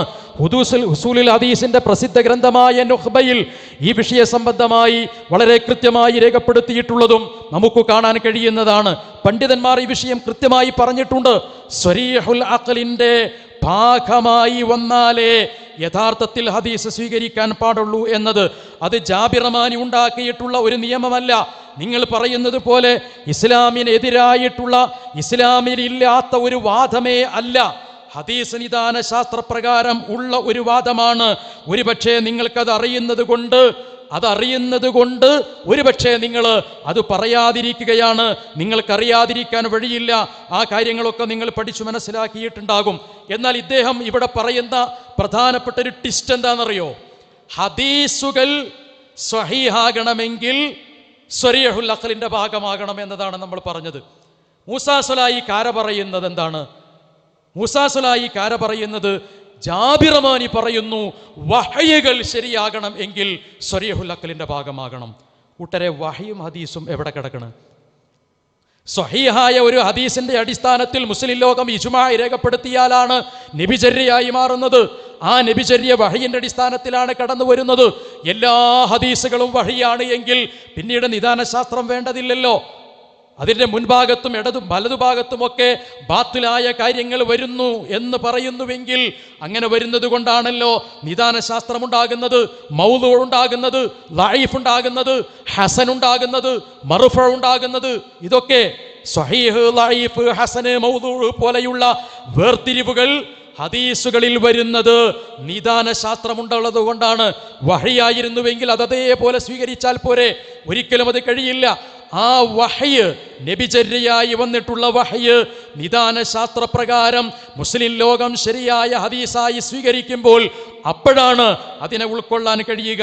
പക്ഷേ അദ്ദേഹം പറയുന്നത്, ഞാൻ സമർത്ഥിക്കുന്നത് വഹയ് അഖലിന്റെ അടിസ്ഥാനത്തിലായിരിക്കണം എന്നതാണ്. വഹയ് അഖലിന്റെ അടിസ്ഥാനത്തിലായാൽ മാത്രമേ സ്വീകരിക്കാൻ പറ്റൂ എന്ന വാദം മുസ്ലിം ലോകത്തിലില്ല, മർക്കസു ദഅവക്കില്ല. വഹയാണ് വിശുദ്ധ ഖുർആൻ. ആ വിശുദ്ധ ഖുർആനിലെ പരാമർശങ്ങൾ എന്റെയും നിങ്ങളുടെയും ബുദ്ധിയുടെ അടിസ്ഥാനത്തിൽ സ്വീകരിക്കേണ്ടതും തിരസ്കരിക്കേണ്ടതുമല്ല. നബിചര്യയായി സ്വഹീഹായി വന്നിട്ടുള്ള ഹദീസുകൾ ബുദ്ധിയുടെ അടിസ്ഥാനത്തിൽ സ്വീകരിച്ചു വന്നിട്ടുള്ളതാണ്, സ്വരീഹുൽ അഖ്ലിന്റെ അടിസ്ഥാനത്തിൽ വന്നിട്ടുള്ളതാണ്. അത് വഹയായി വന്നു കഴിഞ്ഞാൽ വഹയിൽ പിന്നീട് അത് ഇടപെടേണ്ടതില്ല. പക്ഷേ മൂസാ സ്വലാഹിക്കാര ആദ്യത്തെ തൻ്റെ സംസാരത്തിൽ ഹദീസ് എന്ന് പറയും, തൊട്ടുപുറത്ത് വഹയ് എന്ന് പറയും. എന്നിട്ട് ഇതിനെ കോട്ടി മാറ്റുകയാണ് ചെയ്തിട്ടുള്ളത്. ആ ഭാഗം നമുക്കൊന്ന് കേൾക്കാവുന്നതാണ്. ഒന്ന് ക്ഷമയോടെ കുറച്ചേരങ്ങൾ ഇരിക്കാട്ടോ അവിടെ. എന്തിനറിയോ, ഇത് ഇയാളെ വാദാട്ടോ ഈ പറഞ്ഞതേ. അഥവാ ഒരു ഹദീസ് സ്വഹീഹാകണമെങ്കിൽ പ്രത്യക്ഷ ബുദ്ധിയുടെ, അഥവാ കേടില്ലാത്ത ബുദ്ധി, പിരാന്തൊന്നുമില്ലാത്ത നല്ല ബുദ്ധി, ആ എന്താ പറഞ്ഞത്? ഇത് ഇയാളെ വാദമാണ്. ഇയാളെ വാദമല്ല, ഇസ്ലാമിലെ നിദാനശാസ്ത്ര ഹദീസ് നിദാനശാസ്ത്രത്തിൻ്റെ വാദമാണ്. നേരത്തെ ഞാൻ 2 ഉദ്ധരണി ഇവിടെ സൂചിപ്പിക്കുകയുണ്ടായി, അതിൽ ആ ഭാഗം പരാമർശിച്ചിട്ടുണ്ട്. ഇനി കളവ്, പച്ചക്കള്ളെന്ന് പറയുകയാണെങ്കിൽ ഒരുപാട് അവിഷയ സംബന്ധമായ രേഖകൾ നമുക്ക് ഉദ്ധരിക്കാൻ കഴിയും. ആദ്യത്തെ അദ്ദേഹത്തിൻ്റെ സംസാരത്തിൽ പറഞ്ഞു, ഹദീസ് സ്വരീഹുൽ അഖലിനെതിരാവുക എന്നത് ഇയാളെ വാദമാണ് എന്നത്. തുടർന്ന് കേട്ടിലൂടെ കറങ്ങി തിരിഞ്ഞു വന്നാലേ എന്തെടുക്കാൻ പറ്റുള്ളൂ, വഹി എടുക്കാൻ പറ്റുള്ളൂ. ശരി, മനസ്സിലായില്ലേ? ഇപ്പം എന്തായി? ഹദീസ് എന്നുള്ള സാധനം നേരെ 1 സെക്കൻഡ് വ്യത്യാസത്തിൽ വഹയ് എന്ന് മാറ്റി പറഞ്ഞു. പല സ്ഥലത്തും ഇതിങ്ങനെ തെറ്റുന്നുണ്ട്. തെറ്റി പറയുമ്പോൾ തെറ്റുമല്ലോ, ഇടക്കിടക്ക് തെറ്റുന്നുണ്ട്. ഇത് അങ്ങനെ തെറ്റിയാണ് പോകുന്നത്. ഇപ്പൊ സ്വരീഹുൽ അഖലിന്റെ അടിസ്ഥാനത്തിൽ വഹയിന്റെ നിബന്ധനയാണ് ഹദീസിന്റെ നിദാനശാസ്ത്രമായിട്ടാണ് പരിഗണിക്കേണ്ടത്. വഹയിന്റെ നിദാനശാസ്ത്രമായിട്ടല്ല ഈ ഭാഗം പരിഗണിക്കേണ്ടത് എന്നതാണ് മനസ്സിലാക്കേണ്ടത്. 24. ഇത് വെച്ച് ഈ ഉള്ളവന്റെ ഒന്നാമത്തെ ചോദ്യം, നിങ്ങൾക്ക് ഇസ്ലാമിന്റെ പ്രമാണമായിട്ടുള്ള ഹദീസിനെ പറ്റി എന്തെങ്കിലും അറിവുണ്ടെങ്കിൽ, എന്തെങ്കിലും ഉണ്ടെങ്കിൽ ജാബിർ റഹ്മാൻ നിങ്ങൾ പറയണം. ഒരു ഹദീസിനെ സ്വീകരിക്കാനുള്ള നിബന്ധനകളിൽ സ്വരീഹുൽ അഖലിനോട് യോജിക്കണം എന്ന നിബന്ധന ആര് വെച്ചു? നിങ്ങൾ മുഅ്തസിലിയാക്കൾ വെച്ച നിബന്ധന അഹ്ലു സുന്നന്റെ പേരിൽ വെച്ച് കെട്ടുകല്ലേ, എന്നിട്ട് ഇങ്ങനെ എഴുതി നടക്കുക പറ്റൂല. ശരി, മുഅ്തസിലിയാക്കൾക്കാണ് ഈ വാദമുള്ളത് എന്നതാണ് മൂസാ സ്വലാഹിക്കാര പറയുന്നത്. അങ്ങനെയാണെങ്കിൽ ഹദീസ് നിദാന ശാസ്ത്രത്തെ ദീർഘമായി വിശകലനം ചെയ്തിട്ടുള്ള ഇബ്നുൽ ജൗസി പറയുന്നു, ആ ഭാഗം തന്നെ ഇമാം സുയൂത്ത് റിപ്പോർട്ട് ചെയ്യുന്നു. അതേപോലെ തന്നെ ഉസൂലുൽ ഹദീസിന്റെ ഗ്രന്ഥമായ നുഹ്ബയിൽ ഈ വിഷയം രേഖപ്പെടുത്തുന്നു. മറ്റു ഗ്രന്ഥങ്ങളിലും പറയുന്നു. ഇവരൊക്കെ മുഅ്തസിലി വാദം പറഞ്ഞ ആണോ? മുഹമ്മദ് അമാനി മൗലവി മുഅ്തസിലി വാദമാണോ പറഞ്ഞത്? പോകട്ടെ, അവിടെയൊന്നും നിങ്ങൾക്ക് വേണ്ട. നിങ്ങൾ വളരെയധികം ബഹുമാനത്തോടെയും ആദരവോടെയും സ്വീകരിക്കുന്ന ബഹുമാന്യ പണ്ഡിതനായിട്ടുള്ള കുഞ്ഞ് മുഹമ്മദ് മദനി പറപ്പൂർ അദ്ദേഹത്തിന്റെ 2 പുസ്തകത്തിലും അഥവാ 2 എഡിഷനിലും സ്വരീഹുൽ അഖൽ പ്രത്യക്ഷ ബുദ്ധി എന്ന് പറയുന്ന ഈ ഭാഗം ബുദ്ധിക്കെതിരാകാൻ പാടില്ല എന്ന ഭാഗം പറയുന്നുണ്ട്. അത് മുഅ്തസിലി വാദമാണോ? മുഹമ്മദ് അമാനി മൗലവി മുഅ്തസിലിയാണോ? ബാക്കിയുള്ള ആളുകളൊക്കെ ഈ മുഅ്തസിലി ഗണത്തിൽ ഉൾപ്പെടണമോ? ഹദീസ് നിദാന ശാസ്ത്രം മുസ്തലഹുൽ ഹദീസ് ലോകത്ത് കൊണ്ടുവന്നിട്ടുള്ള ആളുകൾ, ആ മുസ്തലഹുൽ ഹദീസിന്റെ അടിസ്ഥാനത്തിൽ ഈ വിഷയം പറയുന്ന ആളുകൾ, അവരൊക്കെയും മുഅ്തസിലി വാദമാണോ പറയുന്നത്? അല്ല, ഹദീസ് നിദാന ശാസ്ത്രത്തിൽ ഉള്ള കാര്യമാണ് ഇത്. കൃത്യമായി മനസ്സിലാക്കേണ്ടതുണ്ട്. ഇല്ലാത്ത ഒരു കാര്യമല്ല ഇവിടെ പറഞ്ഞിട്ടുള്ളത് എന്ന് നിങ്ങൾ ഉൾക്കൊള്ളേണ്ടതുണ്ട്. സ്വരീഹുൽ അഖലിന് യോജിക്കണം എന്നാണ് വാദം. ഈ വാദം സ്ഥാപിക്കാന് അപ്പൊ അങ്ങനത്തെ ഒരു വാദമല്ലോ ഇസ്ലാമില്. കാരണം ഇസ്ലാമിന്റെ വഹി എന്ന് പറഞ്ഞാൽ അത് നമ്മളെ ബുദ്ധിക്ക് പറ്റണ വഹി തന്നെയാണ്. അത് പറ്റാത്ത ഒന്നില്ല, അത് പറ്റാത്ത ഒന്ന് വഹി ആകൂല. മനസ്സിലായോ? ഓക്കെ, ഞാൻ അവസാനിപ്പിക്കുന്നു. 1-2 ഭാഗങ്ങൾ കൂടി അദ്ദേഹത്തിൻ്റെ സംസാരത്തിൽ വന്നിട്ടുള്ളത് പറയണം. അത് പറഞ്ഞാലേ ഇത് പൂർത്തിയാവുകയുള്ളൂ. രണ്ടാമത്തെ ഒരു വാദം അദ്ദേഹം പറയുന്നത് ഇത് ഇല്ല എന്ന്. സ്വഹീഹ് മുസ്ലിമിൻ്റെ പരിഭാഷയിൽ അത് ഇല്ല അമാനി എന്ന് പറഞ്ഞിട്ടുണ്ട്. ഉണ്ട് എന്ന് പറഞ്ഞ് കൃത്യമായി നമ്മൾ കാണിച്ചു കൊടുത്തു. നിങ്ങളെ കയ്യിലുള്ള പുസ്തകം, നിങ്ങളെ കയ്യിലുള്ള സ്വഹീഹ് മുസ്ലിമിൻ്റെ പരിഭാഷയിൽ ഉണ്ടോ ഇല്ലേ എന്നുള്ളതല്ല. 2 എഡിഷൻ ഇല്ല നിങ്ങൾ പറയുന്നുണ്ട്, പക്ഷേ 1 എഡിഷൻ മാത്രമേ ഉള്ളൂ, അതിലത് ഉണ്ട് എന്ന് കൃത്യമായി വിശദീകരിച്ചു കൊടുത്തു. അതിനെക്കുറിച്ച് കാമ്മ എന്ന് പറഞ്ഞ് എൻ്റെ പേരിൽ കളവാരോപിച്ചത് കളവല്ല എന്ന് തെളിയിച്ചപ്പോൾ പിന്നെ മൂപ്പര് ആ വിഷയത്തെ സംബന്ധിച്ചിടത്തോളം ഒന്നും പറഞ്ഞില്ല. മുഹമ്മദ് അമാനി മൗലവിയുടെ പുസ്തകത്തിൽ അത് ഇല്ല എന്നാണ് പറഞ്ഞിരുന്നത്, അത് ഉണ്ട് എന്ന് കൃത്യമായി തെളിയിച്ചു. ആ വിഷയത്തിൽ അദ്ദേഹം അതിനെക്കുറിച്ചൊന്നും പറയാതെ മറ്റൊരു പേജ് വായിക്കുകയാണ് ചെയ്തിട്ടുള്ളത്. അവിടേക്ക് ഞാൻ വരാം. അതേപോലെ തന്നെ കുഞ്ഞ് മുഹമ്മദ് മദനി പറപ്പൂരിൻ്റെ പുസ്തകത്തിൽ അതുണ്ട് എന്ന് പറഞ്ഞപ്പോൾ നിങ്ങളത് കാണിച്ചെന്നാൽ മതി, ഞങ്ങൾ വായിച്ചോളാന്നാണ്. നമ്മളത് വായിച്ചു കൊടുത്തിട്ട് പോലും അതിനെ അംഗീകരിക്കാനോ അതിനെ സംബന്ധിച്ച് എന്തെങ്കിലും പറയാനോ അദ്ദേഹം തയ്യാറായില്ല എന്നതാണ് വസ്തുത. എന്നിട്ട് അദ്ദേഹം ഈ ഭാഗങ്ങളൊക്കെ വിശദീകരിച്ചിട്ട് പറയണത് എന്താ അറിയോ? സ്വരീഹുൽ അഖ്ൽ എന്ന ഭാഗമാണല്ലോ വിഷയം, ബുദ്ധിക്കെതിരാകാൻ പാടില്ല എന്ന ഭാഗം. എന്നിട്ട് അദ്ദേഹം ആ ബുദ്ധിക്കെതിരാകാൻ പാടില്ല എന്ന ഭാഗത്തെ മെല്ലെ ഒന്ന് മാറ്റിയിട്ട് ആശയപരമായ വൈകല്യം ഉണ്ടാകാൻ പാടില്ല എന്നാണ് ഉള്ളത് എന്ന് പറഞ്ഞിട്ട് ഒന്ന് ട്വിസ്റ്റ് ചെയ്യുന്നത് നമുക്ക് കാണാൻ കഴിയും. അദ്ദേഹത്തിന്റെ ആ സംസാരം നമുക്കൊന്ന് കേൾക്കാം. മൂപ്പരെ വാദം എന്താ ഉള്ളത്? ഇയാളെ വാദത്തിനാണോ ആ തെളിവ്? ജാബിർ റഹ്മാനി, നിങ്ങളെ വാദത്തിന് എവിടെ തെളിവായില്? ആശയപരമായ വൈകല്യങ്ങൾ എന്ന് പറഞ്ഞാൽ എന്താ? ഇപ്പൊ നേരത്തെ ആ ബുക്കിന്ന് വായിച്ചില്ലേ, എന്ത് കപ്പൽ വന്ന് തവാഫ് ചെയ്ത് 2 റക്അത്ത് നിസ്കരിച്ചു, അത് ആശയപരമായ വൈകല്യാണ്. അങ്ങനത്തെ വൈകല്യങ്ങൾ എവിടെ ഇല്ല? വഹിയിലില്ല, ഉണ്ടാകൂല. കാരണം എന്താ? വഹിയ് സ്വരീഹുൽ അഖ്ലിന് പറ്റിയതാണ്. ഇനി പറ്റൂല എന്ന് ഒരുത്തൻ പറഞ്ഞാൽ ഓന്റെ ബുദ്ധിക്കാണ് തകരാറ്. എന്നിട്ട് ഇല്ലാത്ത സാധനത്തിന് ഈ വായിത 51 പേജ് ഞാൻ വായിക്കുള്ള സമയമല്ല, അത് വായിക്കില്ല. നിങ്ങൾ ഇവിടെ സ്ഥാപിച്ച മുഅ്തസിലി ആശയത്തിന് തെളിവില്ല ജാബിർ റഹ്മാനി. വീണ്ടും കളവാവർത്തിക്കണം നിങ്ങളെ. സിഹർ ഫലിച്ചു, എന്താ ആശയ വൈകല്യം? എന്താ പറഞ്ഞത്? നൂഹ് നബിയുടെ കപ്പല് കഅബ തവാഫ് ചെയ്തു എന്ന് പറയുന്നത് ബുദ്ധിക്കെതിരല്ല, അത് ആശയപരമായ വൈകല്യമാണെന്നാണ്. കൂട്ടരെ, ആശയപരമായ വൈകല്യം എന്ന് പറയുന്ന ഹെഡിങ്ങിന്റെ താഴെയാണ് കുഞ്ഞു മുഹമ്മദ് മദനി പറയുന്നത് ആശയപരമായ വൈകല്യം എന്ന് പറഞ്ഞാൽ അത് ബുദ്ധിക്കെതിരാണ് എന്നാണ് പറഞ്ഞത്. അതിന് ഉദാഹരണമാണ് നൂഹ് നബിയുടെ കപ്പൽ കഅബയെ തവാഫ് ചെയ്തു എന്ന് പറഞ്ഞത്. എന്നിട്ട് മൂപ്പര് പിടിച്ചിട്ട് എന്ത് ചെയ്തു? എന്താണ് ജാബിർ റഹ്മാനി ആശയപരമായ വൈകല്യം? അതല്ലേ അവിടെ ഉള്ളത്. ആശയപരമായ വൈകല്യം എന്ന് പറയുന്നത് ഒരു വാദ. 2 പ്രശ്നം കിടക്കണതിൻ്റെ ഇവിടെ. ഇത് ജാബിർ റഹ്മാനിയുടെ വാദമാണ്, സ്വരീഹുൽ അഖ്ലിന്റെ അടിസ്ഥാനത്തിലായിരിക്കണം യഥാർത്ഥത്തിൽ ഹദീസ് സ്വഹീഹാവുക എന്നത് ജാബിർ റഹ്മാനിയുടെ വാദമാണ് എന്നതാണ്. ആശയപരമായ വൈകല്യം എന്ന് പറയുന്നത് അതൊരു വാദമാണോ? അതൊരാശയമാണ് കൂട്ടരെ. ആ ആശയത്തിലുള്ള വാദമാണ് എന്ത്? ആ ആശയത്തിലുള്ള അഭിപ്രായമാണ് ബുദ്ധിക്കെതിരായി വരിക എന്ന് പറയുന്നത്. അതുകൊണ്ട് അദ്ദേഹം അതിനെ മെല്ലെ അങ്ങ് തിരിച്ചിടുകയാണ്. എന്നിട്ടോ സ്വഹീഹ് മുസ്ലിമിന്റെ പരിഭാഷയിലും അമാനി മൗലവിയുടെ ഭാഗത്തും അതേപോലെ തന്നെ ഈ കുഞ്ഞു മുഹമ്മദ് മദനി പറപ്പൂരിന്റെ വിഷയത്തിലും ഈ കാര്യങ്ങൾ ഇല്ല. നിങ്ങൾ പറഞ്ഞത് കളവന്നെയാണ്, ആശയപരമായ വൈകല്യം എന്നില്ല എന്ന് പറഞ്ഞിട്ട് നേരെ ഇപ്പുറത്തേക്ക് മറിച്ചിട്ടാണ്. നേരെ ഹദീസ് എന്ന് പറഞ്ഞത് വഹിയാക്കി മാറ്റി, ബുദ്ധി എന്ന് പറഞ്ഞത് ഇവിടെ പിടിച്ചിട്ട് ആശയപരമായ വൈകല്യമാക്കി മാറ്റി. അതോടൊപ്പം തന്നെ പറപ്പൂർ ഉസ്താദിന്റെ പുസ്തകത്തിൽ ചെറിയ വ്യത്യാസങ്ങൾ ഉണ്ടാകാം എന്ന് അദ്ദേഹത്തിന് അറിയുന്നത് കൊണ്ട് തന്നെ അവിടെ പ്രത്യേകിച്ചൊന്നും പറയാതെ മെല്ലെ അങ്ങ് പോവാണ് അദ്ദേഹം ചെയ്യുന്നത്. അദ്ദേഹത്തിന്റെ സംസാരം ഒന്ന് കേട്ടു നോക്കൂ. മൂപ്പരെ വാദം മറക്കരുത് കേട്ടോ. അഥവാ സ്വഹീഹായ ബുദ്ധിക്ക് യോജിച്ചാലേ എന്തെടുക്കാൻ പറ്റുള്ളൂ? ഹദീസ് എടുക്കാൻ പറ്റുള്ളൂ. പൊന്നാര ജാബിർ റഹ്മാനി, ഈ സംഭവം എന്ത് ഹദീസാ? ഇത് ഹദീസാ? നൂഹ് നബി അലൈഹിസ്സലാമയുടെ കപ്പൽ കഅബയെ തവാഫ് ചെയ്തു, 2 റക്അത്ത് നിസ്കരിച്ചു. അത് ഏത് വഹീലുള്ളത്?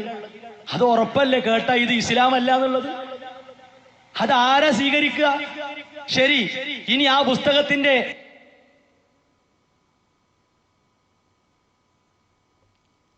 നോക്കൂ നിങ്ങൾ, ഇവിടെ കൃത്യമായി അദ്ദേഹം തന്നെ ആ ഭാഗം വിശദീകരിക്കുകയാണ്. ആ ഹദീസ് കേട്ടാൽ തന്നെ മനസ്സിലാവൂലേന്ന്. ഞാനൊരു ചോദ്യം ചോദിക്കട്ടെ, കേട്ടാൽ തന്നെ മനസ്സിലായത് എങ്ങനെ? ബുദ്ധി കൊണ്ടല്ലേ? കേട്ടാൽ തന്നെ മനസ്സിലായത് എങ്ങനെയാണ്? ബുദ്ധി കൊണ്ടാണോ അതോ വേറെ എന്തെങ്കിലും കൊണ്ടാണോ? ഒരു പിരാന്തന്റെ മുമ്പ് പോയിട്ട് നമ്മൾ പറയാണ്, എടാ നൂഹ് നബിന്റെ കപ്പലെ കഅബയെ 7 പ്രാവശ്യം തവാഫ് ചെയ്തു. അത് കേട്ടാൽ തന്നെ തെറ്റെന്ന് ഉപരി പറയോ? അവിടെ ബുദ്ധി പ്രയോഗിച്ചിട്ടുണ്ടോ ഇല്ലേ? അതോ നിങ്ങൾ ബുദ്ധി മറിഞ്ഞു വരികയാണോ? ബുദ്ധിന്റെ അടിസ്ഥാനത്തിൽ തന്നെയല്ലേ കേട്ടാൽ തന്നെ അത് തെറ്റാന്ന് മനസ്സിലാകുക? അതല്ലാതെ വേറെ ഏതെങ്കിലും അടിസ്ഥാനത്തിലാണോ? അതാണ് ഇവിടെ പറഞ്ഞത്. ബുദ്ധിപരമായി ആ വിഷയം ശരിയല്ല എന്ന് പണ്ഡിതന്മാർ രേഖപ്പെടുത്തിയത് കൊണ്ട്, സ്വരീഹുൽ അഖ്ലിന് എതിരാണ് എന്നതുകൊണ്ട് പ്രസ്തുത ഹദീസ് സ്വീകരിക്കാൻ കഴിയില്ല. കാരണം ആ വിഷയത്തിൽ ആശയപരമായ വൈകല്യമുണ്ട്. ആ ആശയപരമായ വൈകല്യം ബുദ്ധി സ്വരീഹുൽ അഖ്ലുമായി ബന്ധപ്പെട്ടതാണ് എന്നതാണ്. ഇനി ഈ വിഷയത്തിൽ വളരെ കൃത്യമായി നമ്മൾ മറ്റൊരു ഭാഗം സൂചിപ്പിച്ചിരുന്നു. ബുദ്ധിപരമായി കൈകാര്യം ചെയ്തിരുന്നു എന്ന് പറയുന്നൊരു ഭാഗം. ഏത്? ആയിഷ റളിയല്ലാഹു അൻഹ ബാങ്ക് വിളിയുമായി ബന്ധപ്പെടുത്തിയിട്ടുള്ള ഒരു പരാമർശം, ബിലാലിൻ്റെയും അബ്ദുല്ലാഹി ബിൻ ഉമ്മി മക്തൂമിൻ്റെയും സംഭവിച്ചിട്ടുള്ള ഒരു വിഷയം. അത് അത് അബ്ദുൽ ഹഖ് സുല്ലമിയുടെ പുസ്തകത്തിൽ കൃത്യമായി വന്നിട്ടുള്ളതാണ്. ആ ഭാഗം വായിച്ചാൽ കുടുങ്ങുന്ന മൂപ്പർക്കറിയാം. അപ്പൊ മൂപ്പർ എന്ത് ചെയ്തു? അങ്ങനെ ഒരു സംഗതി ഇല്ലാന്ന് പറയാനും വയ്യ. പിന്നെ എന്താ അതിന് മറുപടി പറഞ്ഞത്? നിങ്ങൾ ശ്രദ്ധിച്ചോളൂ. അബ്ദുൽ ഹഖ് സുല്ലമി ആമയൂരിന്റെ ബുക്കുമ്പോ തൊട്ടില്ല, തൊടാൻ മാത്രല്ല, അതുകൊണ്ടാണ് ഇപ്പൊ തൊട്ട ബുക്കുകളുടെ കോലങ്ങൾ കണ്ടില്ലേ. അബ്ദുൽ ഹഖ് സുല്ലമി ആമയൂർ റഹിമഹുള്ളയുടെ പുസ്തകവുമായി ബന്ധപ്പെട്ട് നിങ്ങൾക്ക് തരേണ്ട മറുപടി പരപ്പനങ്ങാടി വെച്ച് തന്നു. നിങ്ങളെന്താ മിണ്ടാത്തത്? അപ്പൊ സഹോദരങ്ങളെ, ഇനി കാര്യങ്ങൾ പറയാണ്ട്. ശരി, എന്നാ പിന്നെ ഇത്രയും നേരം ചെലവാക്കേണ്ടിന്നോ? അലി മദനി മൊറയൂരുടെ ഒന്നാമത്തെ വിഷയം അത് സിയാങ്കണ്ടത്ത് മറുപടി പറഞ്ഞു. 2, അലി മദനിയുടെ മൂന്നാമത്തെ ക്ലിപ്പ് അത് എടക്കരയിൽ മറുപടി പറഞ്ഞു. 3, ഇങ്ങനെ പറഞ്ഞാൽ പോരെ? അത് പരപ്പനങ്ങാടിയിൽ മറുപടി പറഞ്ഞു എന്നാണോ? അതാ മറുപടി? അപ്പൊ സമയമില്ലാത്തത് കൊണ്ട് അങ്ങനെ പറഞ്ഞതാണ് എങ്കിൽ നിങ്ങൾ അടുത്ത പ്രാവശ്യം വരുമ്പോൾ വിശദീകരിച്ചാൽ മതി. ഏതായിരുന്നാലും അതൊരു ആരോപണം എന്ന നിലക്ക് പറയുന്നതല്ല. പക്ഷേ അവിടെ എന്തുകൊണ്ടാണ് ആ പരാമർശം വന്നിട്ടുള്ളത് എന്ന് അബ്ദുൽ ഹഖ് സുല്ലമി ആമയൂർ അത് വിശദീകരിച്ചിട്ടുണ്ട്. അദ്ദേഹത്തിൻ്റെ പുസ്തകത്തിൽ ആ ഭാഗം കൃത്യമായി കാണാൻ കഴിയും.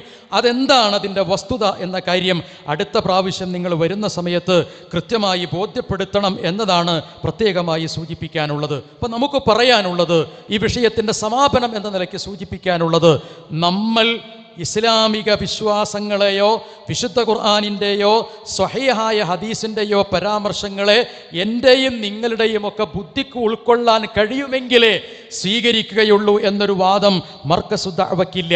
മറിച്ച് ഒരു ഹദീസ് സ്വഹീഹായി തീരണം എങ്കിൽ നിശ്ചയമായും അത് സ്വരീഹുൽ അഖലിൻ്റെ മൂശയിൽ, സ്വരീഹുൽ അഖലിൻ്റെ അരിപ്പയിൽ അരിച്ചെടുത്തതിനു ശേഷമാണ് ഒരു ഹദീസിനെ സ്വഹീഹ് എന്ന് വിശദീകരിക്കുക. കാരണം ചിന്ത പണയപ്പെടുത്തി കഴിഞ്ഞാൽ പിന്നീട് അവിടെ തഖ്ലീദാണ് കടന്നു വരിക എന്ന കാര്യം വളരെ കൃത്യമായി നമുക്ക് മനസ്സിലാക്കാൻ കഴിയും. ആ ഭാഗം ശരിയായി ഉൾക്കൊള്ളുക എന്നതാണ് ഈ വിഷയത്തെ സംബന്ധിച്ചിടത്തോളം ഉള്ളത്. ഞങ്ങൾക്കൊരിക്കലും അങ്ങനെയൊരു വാദം ആ വിഷയത്തിലില്ല. നിങ്ങൾക്കാണെങ്കിലോ ബുദ്ധി സ്വീകരിക്കാൻ കഴിയില്ല. ബുദ്ധിപരമായ ഏതെങ്കിലും കാര്യങ്ങൾ ആരാ എതിര്, ബുദ്ധിക്കാരാ എതിര്, ബുദ്ധി സ്വീകരിക്കേണ്ടെന്ന് ആരെ പറഞ്ഞു എന്നൊക്കെ നിങ്ങൾ പറയുന്നുണ്ടാകും. പക്ഷേ നിങ്ങൾ മർക്കസു ദഅവക്കെതിരെ അഖലാനികൾ എന്ന് പറയുന്നത് എന്തുകൊണ്ടാണ്? അതിൻ്റെ ആശയവും അർത്ഥമൊക്കെ പഠിച്ചാൽ തന്നെ നിങ്ങൾക്ക് മനസ്സിലാക്കാൻ കഴിയും. നിങ്ങൾ പ്രമാണങ്ങളെ സംബന്ധിച്ചിടത്തോളം ആ പ്രമാണങ്ങളിൽ നിന്ന് സ്വഹീഹും ദഈഫും വേർതിരിക്കാതെ അക്ഷരവായന നടത്തുകയും അന്ധവിശ്വാസങ്ങൾ കൊണ്ടുവരുന്നതിന് വേണ്ടി അബദ്ധമായി കടന്നു വന്നിട്ടുള്ള കാര്യങ്ങൾ രേഖപ്പെടുത്തുകയും ചെയ്യുക എന്നത് മാത്രമാണ് ഈ വിഷയത്തെ സംബന്ധിച്ചിടത്തോളം ഉള്ളത്. ഒരു കാര്യം മൂസാ സ്വലാഹി ആവർത്തിച്ച് ഇനിയും മറുപടി പറയേണ്ടതുണ്ട്. അദ്ദേഹത്തെ ഞാൻ കൃത്യമായി ആ വിഷയത്തിൽ കഴിഞ്ഞ പ്രാവശ്യം സൂചിപ്പിച്ചിരുന്നു. മുഹമ്മദ് അമാനി മൗലവിയെ സംബന്ധിച്ചിടത്തോളം ഞാൻ അദ്ദേഹത്തെ ഷിയയാണ് എന്ന് പരപ്പനങ്ങാടിയിൽ വെച്ച് പറഞ്ഞു, മുഅ്തസിലിയാണ് എന്ന് ഇവിടെ എടത്തനാട്ടുകരയിലും വെച്ച് പറഞ്ഞു എന്നത് ഞാൻ ചോദിച്ചിരുന്നു. മുഅ്തസിലിയെയും ഷിയയും അള്ളാഹുവിൻ്റെ കോടതിയിൽ എവിടെയാണ് അവരുടെ സ്ഥാനം? നരകത്തിലോ സ്വർഗത്തിലോ?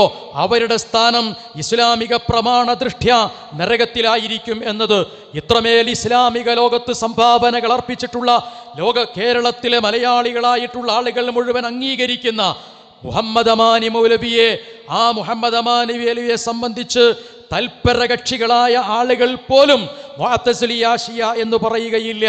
മറിച്ച് അദ്ദേഹത്തെ മുഅ്തസിലിയ ഷിയ എന്ന് പറഞ്ഞ് അദ്ദേഹത്തെ സംബന്ധിച്ചിടത്തോളം അദ്ദേഹത്തിൻ്റെ വാക്കുകൾ സ്വീകരിക്കുന്നതിൽ പലതരത്തിലുള്ള അഭിപ്രായ വ്യത്യാസങ്ങളും രേഖപ്പെടുത്തിയത് നിങ്ങളാണ്. വിസ്ഡം വിഭാഗത്തിൽപ്പെട്ട പ്രവർത്തകരാണ്. നിഷേധിക്കുമെങ്കിൽ അതിൻ്റെ തെളിവുകൾ കൊണ്ടുവരാൻ നമുക്ക് കഴിയുന്നതാണ്. അമാനി മൗലവിയെ സംബന്ധിച്ചിടത്തോളം അദ്ദേഹത്തിൻ്റെ ഇസ്ലാമിക ജീവിതം എന്ന് പറയുന്ന പുസ്തകത്തിൽ ഷിയാ വിഭാഗത്തിൽപ്പെട്ട ഹംസ സാഹിബ് അതിൽ കൂട്ടിച്ചേർത്തിരുന്നു. പരപ്പനങ്ങാടിയിൽ കൃത്യമായി നിങ്ങൾ ഏറ്റവും കൂടുതൽ പാപ്പരായി പോയിട്ടുള്ള ഭാഗങ്ങളിൽ ഒരു ഭാഗമാണ് അത്. മാലോകരത് കണ്ടതാണ്, കേട്ടതാണ്, മനസ്സിലാക്കിയിട്ടുള്ളതാണ്. അതങ്ങനെ ലഭ്യമായി പോയപ്പോൾ പിന്നീട് അതിൻ്റെ ഉള്ളിൽ കടന്ന് കളിക്കുക മാത്രമാണ് നിങ്ങൾ ചെയ്തത്.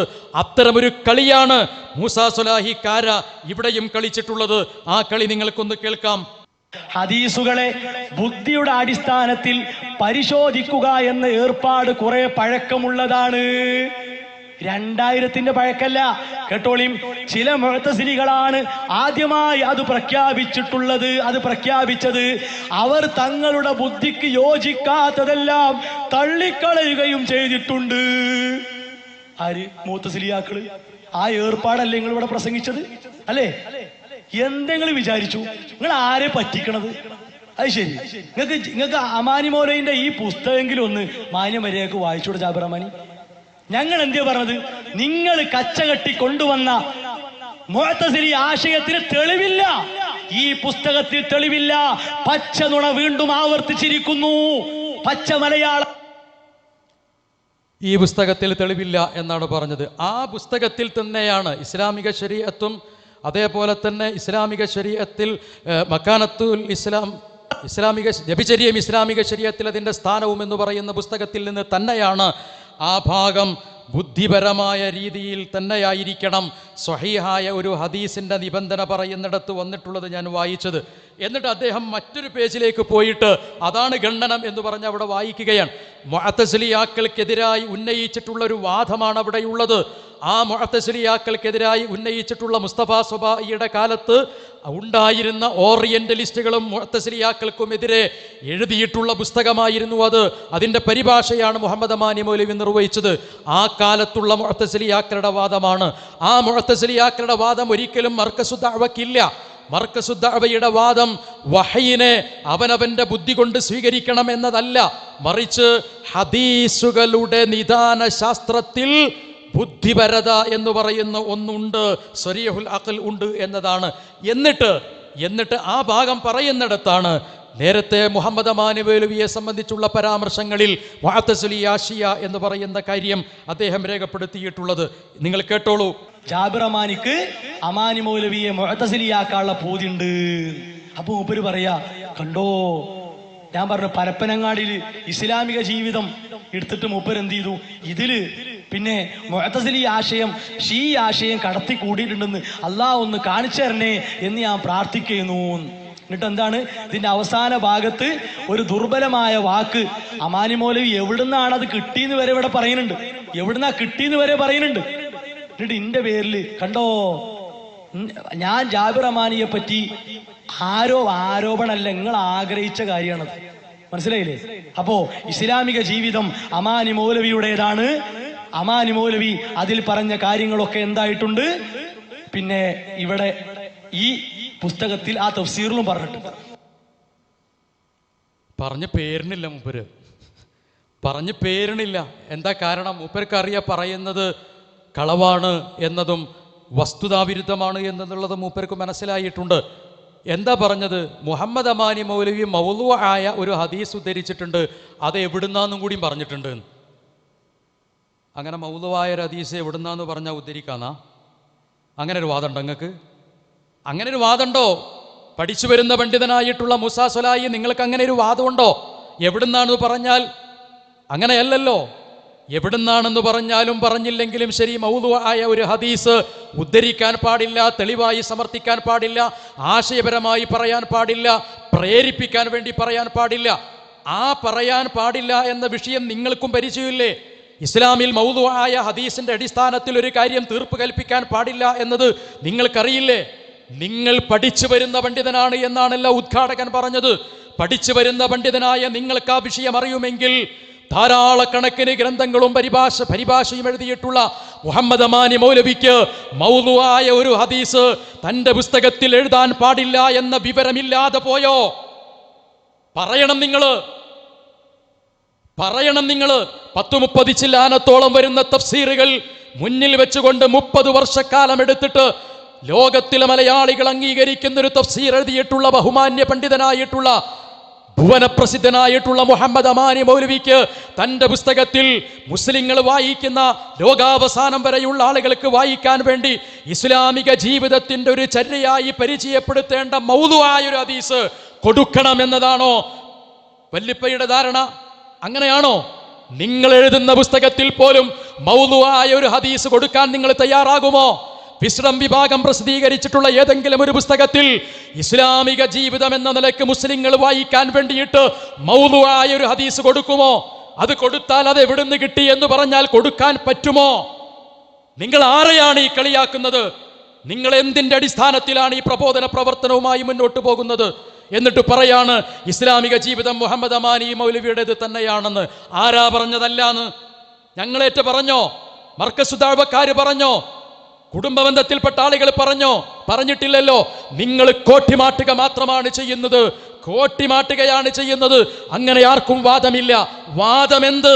ശരിയായി മാലോകരെ മനസ്സിലാക്കിക്കോളൂ.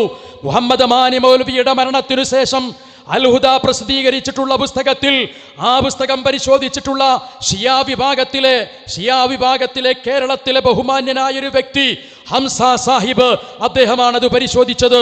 അദ്ദേഹം പരിശോധിച്ചിട്ടുള്ളതിന്റെ അടിസ്ഥാനത്തിൽ അത് കൂട്ടിച്ചേർത്തതാണ് എന്നു തന്നെയാണ് ഞങ്ങളുടെ വാദം. ഇല്ലെങ്കിൽ നിങ്ങളത് പറയണം. ആ പറയുന്ന സമയത്ത് അതെഴുതിയിട്ടുള്ള മുഹമ്മദ് അമാനി മൗലവി മരിച്ചു പോയിട്ടുണ്ട്. അത് പ്രസിദ്ധീകരിച്ചിട്ടുള്ള പ്രസിദ്ധീകരണാലയത്തിന്റെ കയ്യിൽ മുഹമ്മദ് അമാനി മൗലവി എഴുതി കൊടുത്തു എന്ന് പറയുന്ന രേഖ അവർ കത്തിച്ചു കളഞ്ഞിട്ടുണ്ട് എന്ന് അവർ തന്നെ പറയുന്നു. പിന്നെയോ അത് പ്രസിദ്ധീകരണ വിധേയമായിട്ടുള്ള പ്രസിദ്ധീകരണാലയത്തിന്റെ ഉടമസ്ഥൻ ആ വിഷയവുമായി ബന്ധപ്പെടുത്തിയിട്ടുള്ള കാര്യങ്ങൾ പറയാൻ പറ്റുന്ന അവസ്ഥയിലുമല്ല. അത്തരമൊരു ഘട്ടത്തിൽ ഇത് തെളിയിക്കാൻ ഒരു പുസ്തകത്തിൽ വന്നിട്ടുള്ള പരാമർശം ഷിയാ പരാമർശമാണ് എന്ന് തെളിയിക്കാൻ മറ്റൊരു വഴിയുമില്ല. എഴുതിയ വ്യക്തിയില്ല, എഴുതിയ രേഖയില്ല, പ്രസിദ്ധീകരിച്ചിട്ടുള്ള പ്രസിദ്ധീകരണാലയത്തിന്റെ ഔദ്യോഗിക സ്ഥാനത്തുള്ളവരും തീർച്ചയായും അത് പറയാൻ പറ്റുന്നവരായി ഇല്ല. അങ്ങനെ വരുമ്പോൾ പിന്നീട് ഞാൻ പറഞ്ഞിട്ടുള്ള ഒരു വസ്തുതയെ തെളിയിക്കേണ്ടത് എന്നെ സംബന്ധിച്ചിടത്തോളം ആവശ്യമാണ് എന്നെനിക്കറിയാം. പക്ഷേ ഭൗതികമായ നിലപാടുകൾ കൊണ്ട് അതിനെ തെളിയിക്കാൻ കഴിയാത്ത പശ്ചാത്തലമുണ്ട്. ആ പശ്ചാത്തലത്തിലാണ് റബ്ബ് സുബ്ഹാനഹു വ തആലയോട് ഞാൻ പ്രാർത്ഥിച്ചത്. മുഹമ്മദ് അമാനി മൗലവിയെ ശിയാക്കാൻ വേണ്ടിയിട്ടല്ല ഞാൻ പ്രാർത്ഥിച്ചത്. മൂസാ സ്വലാഹിക്കാര, നിങ്ങൾക്കൊരു കാരണവശാലും മുഹമ്മദ് അമാനി മൗലവിയോട് ഇതിന്റെ പേരിൽ മാപ്പ് ചോദിക്കാൻ കഴിയില്ല. 30 വർഷക്കാലം മുമ്പ് മരണപ്പെട്ട് കിടക്കുന്ന ഖബറിൽ പോയിട്ട് മൂസാ സ്വലാഹിക്കാര, നിങ്ങൾക്ക് മാപ്പ് പറയാൻ കഴിയില്ല, കഴിയില്ല, കഴിയില്ല. നിങ്ങൾ ആരെയാണ് ഈ കളിയാക്കുന്നത്? നിങ്ങൾ എന്താണ് ഈ പറയുന്നത്? ഞാൻ മുഹമ്മദ് അമാനി മൗലവിയെ ഷിയാക്കാൻ വേണ്ടിയിട്ടല്ല കളിച്ചത്. ഷിയാ വിഭാഗത്തിൽപ്പെട്ട ഹംസ സാഹിബ് അതിൽ തിരികെ കയറ്റിയിട്ടുള്ളൊരു ഭാഗം ഷിയയാണ്, ഷിയാവാദമാണ് എന്ന് തെളിയിക്കാൻ ഭൗതികമായ സംവിധാനങ്ങളില്ലാത്തത് കൊണ്ട് പടച്ചവനെ അതിൻ്റെ ഒരു മാർഗം തുറന്നു തരണേ എന്നാണ് പ്രാർത്ഥിച്ചത്. അതല്ലാതെ നിങ്ങളിവിടെ പറഞ്ഞിട്ടുള്ള പച്ചക്കള്ളം പോലെ ഷിയയാകാൻ വേണ്ടി പ്രാർത്ഥിച്ചതല്ല.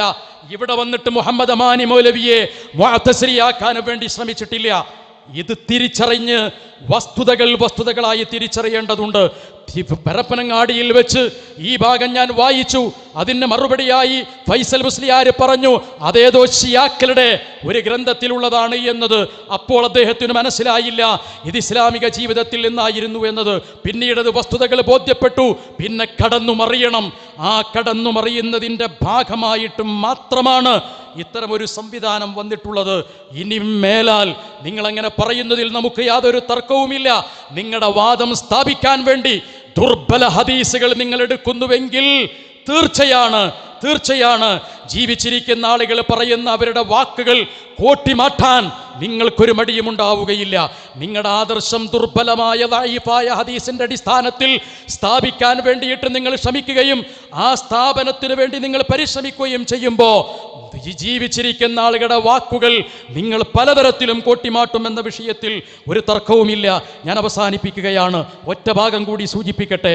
അഥവാ ഷബാബിൽ വന്നിട്ടുള്ള ഭാഗങ്ങൾ, മറ്റു പ്രസിദ്ധീകരണത്തിൽ വന്നിട്ടുള്ള ഭാഗങ്ങൾ അത് നമ്മളിവിടെ ഉദ്ധരിച്ചിരുന്നു. ഞങ്ങൾക്ക് ആ വിഷയത്തിൽ അഭിപ്രായം ഇന്നതാണ് എന്ന കാര്യം.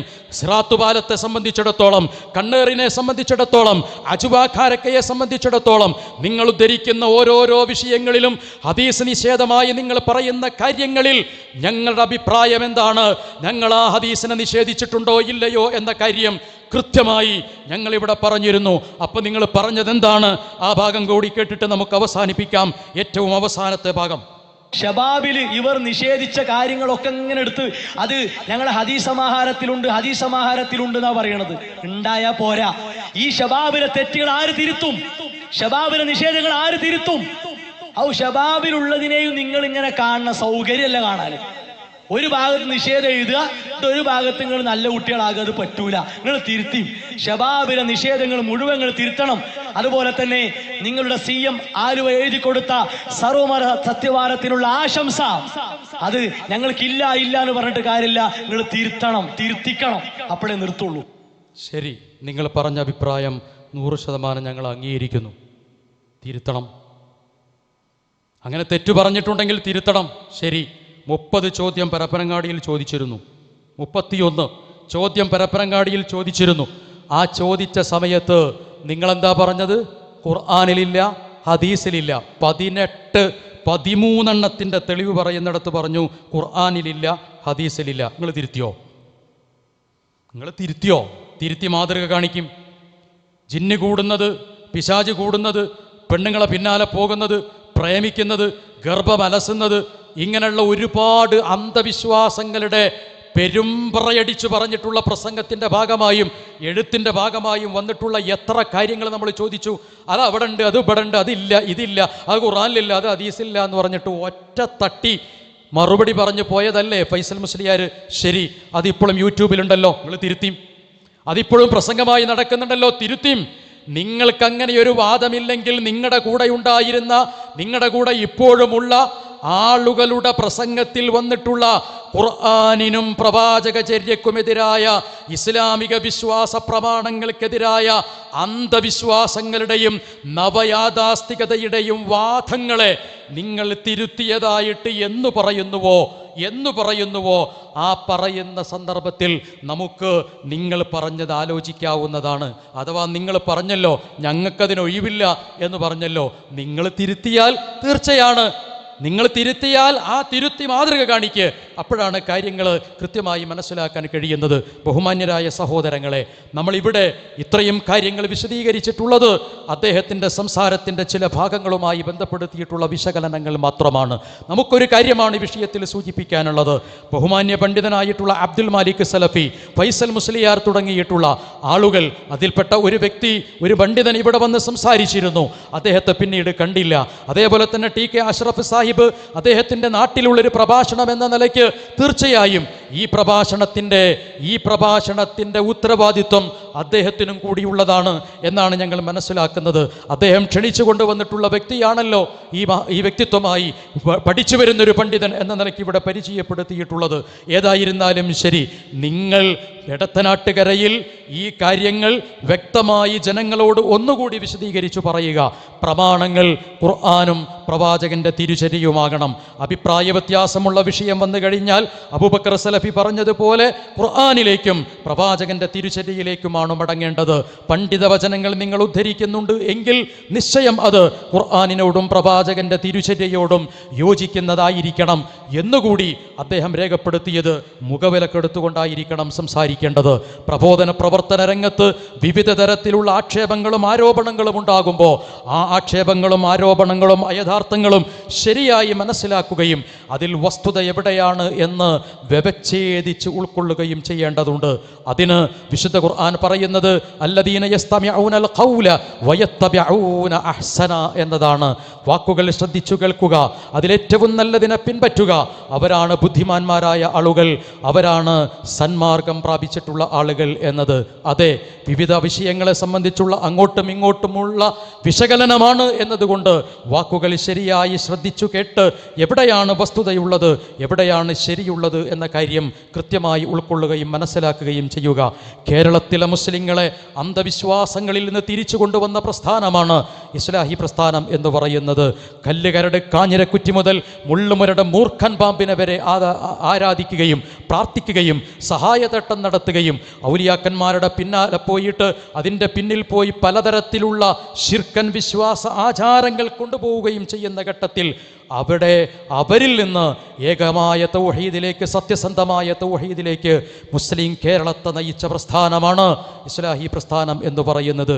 ഈ ഇസ്ലാഹി പ്രസ്ഥാനത്തിൻ്റെ മൗലികതയുള്ള ഏകദൈവ വിശ്വാസവും പ്രവാചക തിരുചര്യയും ഉൾക്കൊണ്ടുകൊണ്ട് മുന്നോട്ട് പോവുക. സർവശക്തനായ പടച്ചതമ്പുരാൻ നമ്മയെവരെയും അനുഗ്രഹിക്കുമാറാകട്ടെ. സത്യം സത്യമായി മനസ്സിലാക്കുവാനും സത്യത്തിൻ്റെ ആളുകളായി ജീവിക്കുവാനും അല്ലാഹു സുബ്ഹാനഹു വ തആല നമുക്കേവർക്കും തൗഫീഖ് നൽകി അനുഗ്രഹിക്കുമാറാകട്ടെ. റബ്ബന ആതിനാ ഫിദ്ദുനിയ ഹസന വഫിൽ ആഖിറതി ഹസനതൻ വഖിനാ അദാബന്നാർ വൽഹംദുലില്ലാഹി റബ്ബിൽ ആലമീൻ. അസ്സലാമു അലൈക്കും വറഹ്മത്തുള്ളാഹി.